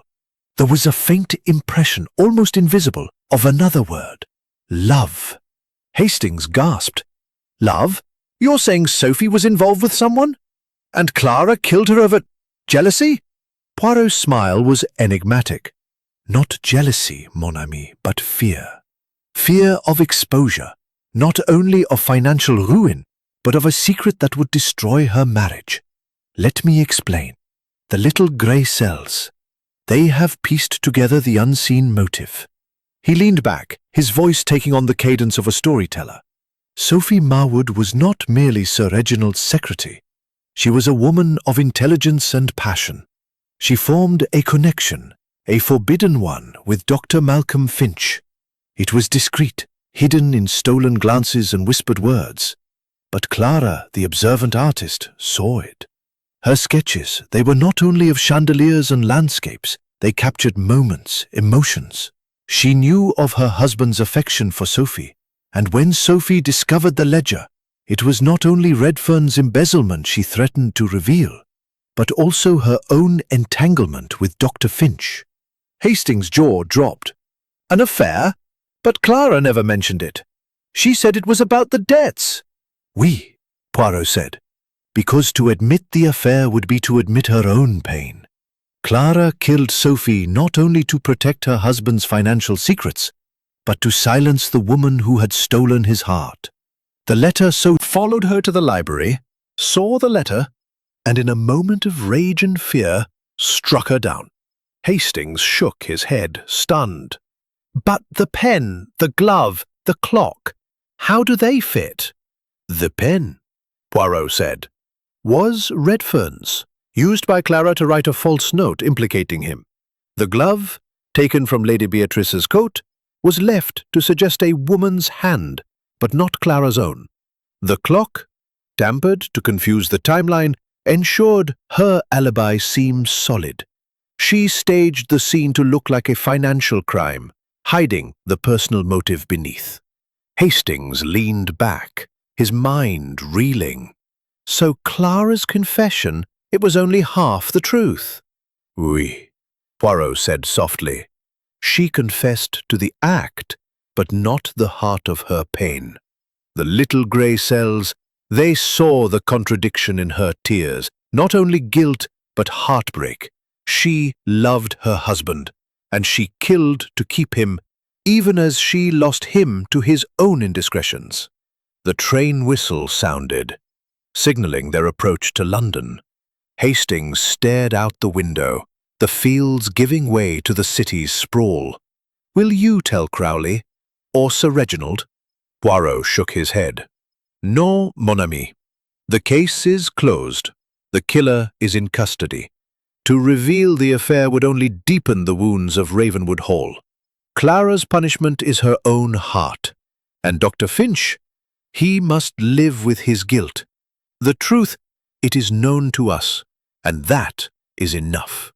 Hastings nodded, though the weight of the revelation settled heavily. "It's a sad business, Poirot. Love and betrayal, all tangled together." Poirot's eyes softened. "The human heart, Hastings. It is both the source of our greatest joys and our deepest sorrows. We seek order, but life, it is messy. Yet it is in this mess that the little grey cells find their purpose, to bring clarity where there is chaos." As the train pulled into the station, Poirot gathered his valise, his demeanour calm but reflective. "Come, Hastings. London awaits, and with it, new challenges. But for now, let us leave Ravenwood Hall to its shadows." They stepped onto the platform, the bustle of the city enveloping them. Hastings glanced back at the train, as if it carried the ghosts of Ravenwood Hall. Poirot, ever forward-looking, walked briskly ahead, his mind already turning to the next puzzle. The unseen motive, now revealed, was a reminder of Poirot's genius, not only in solving crimes, but in understanding the fragile, flawed humanity at their core. The London air was sharp with the scent of coal smoke and damp pavement. Killer unmasked. Yet the emotional reverberations lingered, like ripples on a pond after a stone has sunk. Poirot, ever the picture of composure, walked with his usual brisk pace, his valise swinging lightly at his side, but his green eyes held a contemplative depth that suggested the case was not entirely behind him. They settled into a small tea-room near the station, its warm glow a welcome respite from the chill. Hastings ordered tea, while Poirot predictably requested a tisane, his preference for herbal infusions as unshakable as his moustache. As they waited, Hastings broke the silence, his voice low. "Poirot, I keep thinking about Ravenwood Hall. Clara's confession, the affair with Dr. Finch. It explains so much, but there's something unfinished. Why did Sophie write that letter to Sir Reginald? And what about the other guests? Were they all just bystanders?" Poirot sipped his tisane, his expression serene but thoughtful. "Mon ami, you are perceptive. The case, it is solved, yet the echoes of truth, they linger. Mademoiselle Marwood's letter, it was not merely a confession of her feelings for Dr. Finch, but a warning to Sir Reginald of the betrayal in his house, both financial and personal. She was a woman of conscience, torn between loyalty and love." Hastings frowned, stirring his tea. But why risk everything? If she loved Finch, why expose him? Poirot's fingers brushed his moustache, a familiar gesture. "Love, Hastings, it is complex. Sophie Marwood was loyal to Sir Reginald, her employer, who treated her with kindness, almost as a daughter. She discovered Monsieur Redfern's embezzlement, the payments to V.C., Vincent Caldwell, a ghost used to mask the theft. But she also knew of her own indiscretion with Dr. Finch, a married man. The letter, it was her attempt to make amends, to clear her conscience before revealing the truth. She did not expect Clara to act so decisively." Hastings leaned back, his mind turning over the details. "And the other guests, Lady Beatrice, Victor Crane, Evelyn, Mrs. Holt, were they all innocent?" Poirot's eyes twinkled.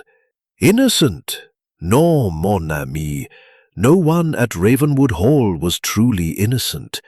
Each carried secrets, motives, desires. Lady Beatrice, she coveted Sir Reginald's fortune, fearing changes to his will. Her argument with Sophie was real, though not fatal. Victor Crane, his temper and business dealings made him a suspect, but his guilt was only in his arrogance. Evelyn Ward, she clung to Crane out of fear of losing him." House of Mirrors. Each guest reflecting their own fears and desires. Clara's act was the culmination, but the seeds were sown by all. The little grey cells, they saw the pattern, the glove, the pen, the clock, the ledger. Each clue was a thread in Clara's heart. It was the knot that tied them together. The tea room's clock chimed 4. Its gentle notes, a reminder of the tampered clock in the library. Hastings thought of Clara, now in custody, her delicate frame broken by guilt and heartbreak. What will happen to her, Poirot, and Dr. Finch? Their lives are ruined. Poirot's expression grew somber. Madame Finch, she will face justice, though her punishment is already in her soul. Dr. Finch, he must live with the knowledge that his indiscretions drove his wife to murder. Their marriage, it is shattered, but life, it continues. They will carry their scars, as will Sir Reginald, who trusted those who betrayed him. Hastings sighed, his tea growing cold. It's a grim picture, Poirot. I suppose that's the cost of truth. Oui, Poirot said softly, but truth, it is the foundation of order. Without it we are lost in chaos.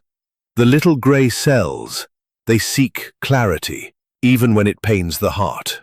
A young waiter approached, clearing their cups, and Poirot's gaze drifted to the window, where London's bustle unfolded.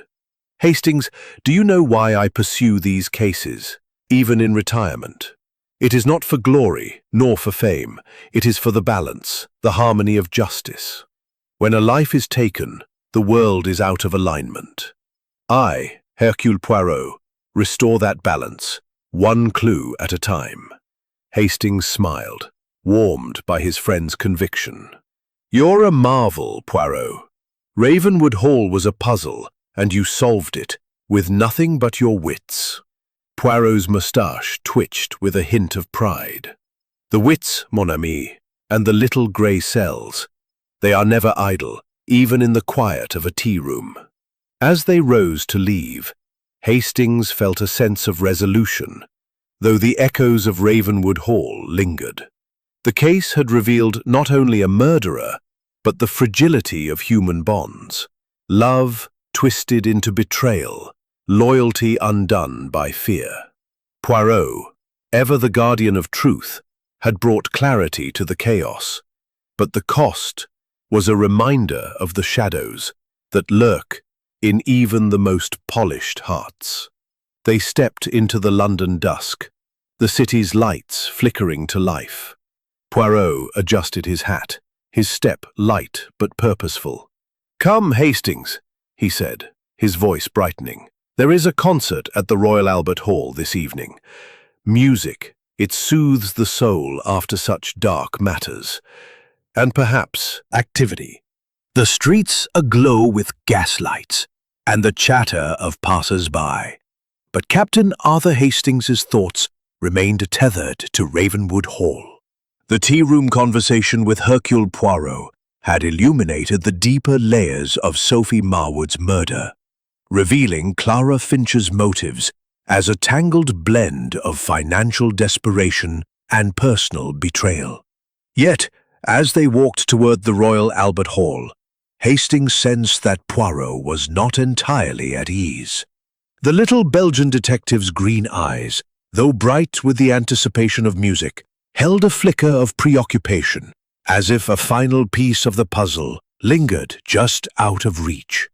They settled into their seats at the concert hall, the strains of a Beethoven symphony filling the air. But Hastings could not fully surrender to the music. "Poirot," he whispered, leaning close, "you said the case was solved, but I can't help feeling there's something we've missed. Sophie's letter, the one she meant for Sir Reginald. We never found it, did we?" Poirot's mustache twitched, his voice barely audible over the swelling strings. "Mon ami, your instincts, they sharpen. Oui, the letter, it is the missing thread. The ledger, the pen, the glove, they told the story of the crime. But the letter, it was Sophie's voice, her final act. I suspect it holds a truth we have not yet fully grasped." Hastings frowned, puzzled. "But Clara took it, didn't she? Or destroyed it?" Poirot's eyes gleamed in the dim light of the hall. "Perhaps, Hastings, But the little grey cells, they are restless. Clara confessed to the murder, to protecting her husband, but the letter. She spoke only of the ledger. Why not mention the letter of love, if she saw it? There is a contradiction, no? The music swelled, a crescendo that mirrored Hastings's racing thoughts. You think someone else took it? But who, and why? Poirot's smile was enigmatic. That, mon ami, is what we must discover. Tomorrow, we return to Ravenwood Hall. The truth, it hides in the shadows, but it will not escape Hercule Poirot. The next morning, they boarded an early train back to Somerset, the countryside passing in a blur of green and gold. Ravenwood Hall loomed as they approached, its Georgian facade no less imposing but now tinged with melancholy. The guests had departed, save for Sir Reginald, who remained to settle affairs, and Inspector Crowley, who was finalizing his report. The house felt emptier, its grandeur hollowed by the tragedy. Sir Reginald greeted them in the drawing-room, his face etched with fatigue. "Mr. Poirot, Captain Hastings," he said, his voice heavy. "I didn't expect to see you again." Clara's confession Was not found in the library or her room. Do you know of it? Sir Reginald's eyes widened, then clouded with sorrow. A letter? Sophie never mentioned, but she was always writing, organizing my affairs. If she wrote something personal, I never saw it. Poirot nodded, his gaze sweeping the room. Then we must search again, monsieur. The letter. It is the key to understanding the full truth. With Sir Reginald's permission, they returned to the library, its shelves and shadows now familiar, yet still foreboding. The blood-stained rug was gone, replaced by a fresh one, but the air held the memory of violence. Poirot moved to Sophie's desk, his fingers tracing the edges of the blotter, the inkwell, the papers. "The letter," he murmured. "It was not burned, not taken by Clara. It is here, hidden in plain sight." Hastings watched, his curiosity piqued. "But we searched everywhere, Poirot. The desk, the shelves, even the floorboards." Poirot's eyes twinkled. "Not everywhere, mon ami. The mind, it hides what it does not expect to see." He turned to a small, ornate box on the desk, one Hastings had dismissed as a decorative trinket. Poirot opened it, revealing a false bottom. Inside was a folded letter, its edges worn but intact, addressed to Sir Reginald in Sophie's neat hand. Poirot unfolded it carefully, his voice soft as he read aloud. "Dear Sir Reginald, I write with a heavy heart, for I have betrayed your trust. I have discovered a ledger revealing payments to VC and TR, funds stolen from your accounts by Mr. Redfern. But I am also guilty, for I have formed an affection for Dr. Finch, a married man. I cannot continue in your service, knowing my disloyalty. I beg your forgiveness, and will reveal all tomorrow." Hastings' breath caught. She was going to confess everything. Redfern's embezzlement, her affair with Finch.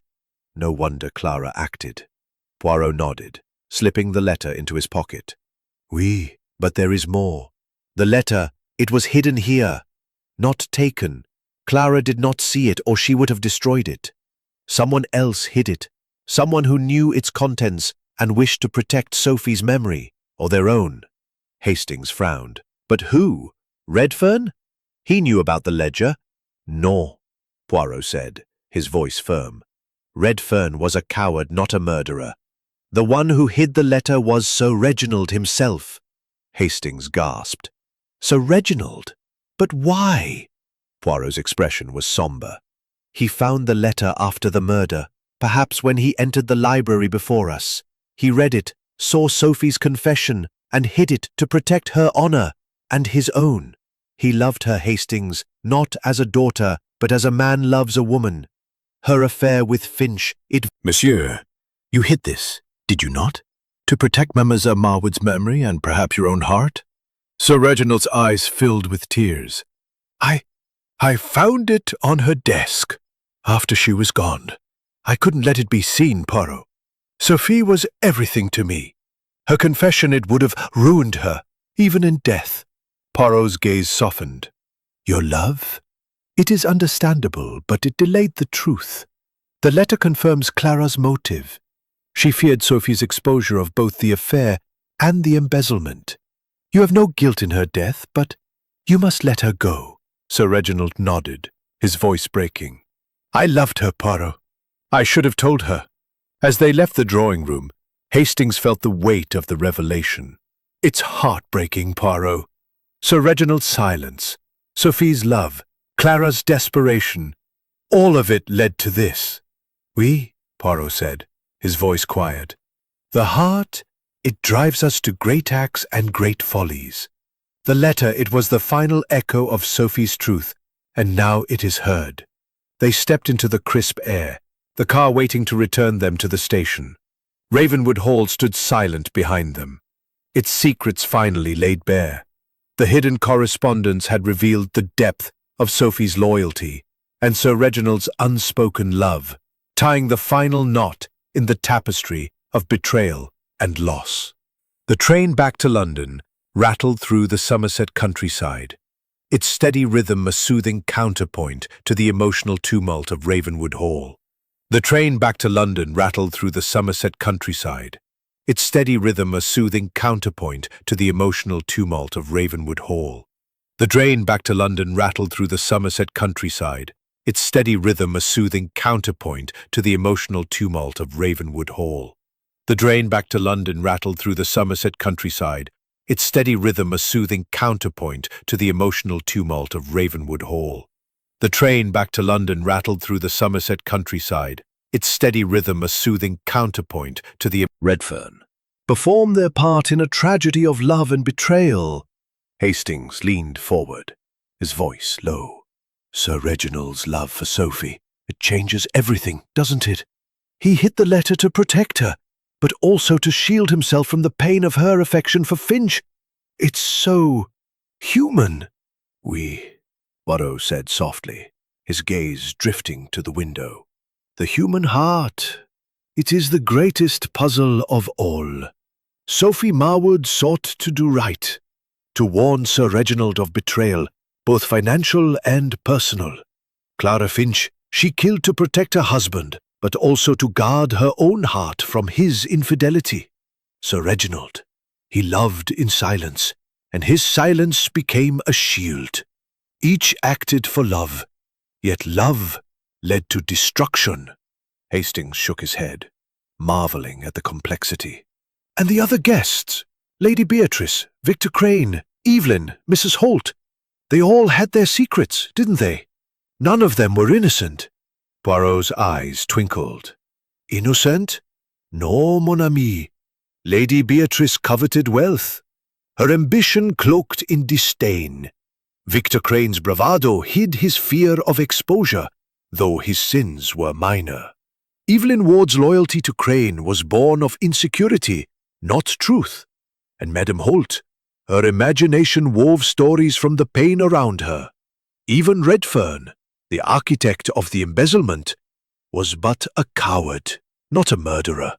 Ravenwood Hall was a mirror, reflecting the flaws of all who entered. The train's whistle sounded, a mournful note that seemed to echo the mood of the case. Hastings thought of the library, its shelves and shadows now silent, the blood-stained rug replaced, the letter opener removed. What will become of Ravenwood Hall, Poirot? And Sir Reginald? He's lost so much. Poirot's expression grew sombre. Sir Reginald, he will carry his grief, as all must who love and lose. The hall, it will stand, but its heart is broken. The guests will scatter, their lives altered by the truth we have uncovered. But life, it moves forward, and so must we. Hastings nodded, though the weight of the case lingered. You saw it all, Poirot. The glove, the pen, the clock, the letter. How do you do it? How do you see what no one else can? Poirot's smile was modest, though his eyes gleamed with quiet pride. The little grey cells, Hastings, they are my tools. But it is not only logic that solves a crime, it is understanding. The heart, it leaves clues as surely as the hand. The glove left to mislead, the pen hidden to implicate, the clock tampered to confuse, the letter concealed to protect. Each one served its purpose. To reveal Sir Reginald's heart would be to wound him further. The truth, it is known to us and to him. That is enough. Justice is served, and the rest, it belongs to the silence of Ravenwood Hall. They stepped onto the platform, the bustle of London enveloping them. The city was alive with possibility, its energy a stark contrast to the somber stillness of the estate. Poirot adjusted his hat, his step light but purposeful. "Come, Hastings," he said, his voice brightening. "There is a café nearby with the finest tisane in London, and perhaps a new puzzle awaits us, no?" Hastings chuckled, following his friend into the crowd. "You're incorrigible, Poirot. After all this, you're already looking for the next case." Poirot's moustache twitched with amusement. "The world, it is full of mysteries, mon ami. And where there is mystery, there is Hercule Poirot, ready to bring order to chaos." As they walked through the streets, the lights of London flickering to life, Hastings glanced back at the train, as if it carried the ghosts of Ravenwood Hall. The case was closed, the truth laid bare, but its lessons of love, betrayal, and the fragile bonds that tie us would linger. Poirot, ever the guardian of clarity, led the way, his little grey cells ready for whatever challenge lay ahead, while Ravenwood Hall faded into memory, its secrets sealed within its ancient walls. Peaching.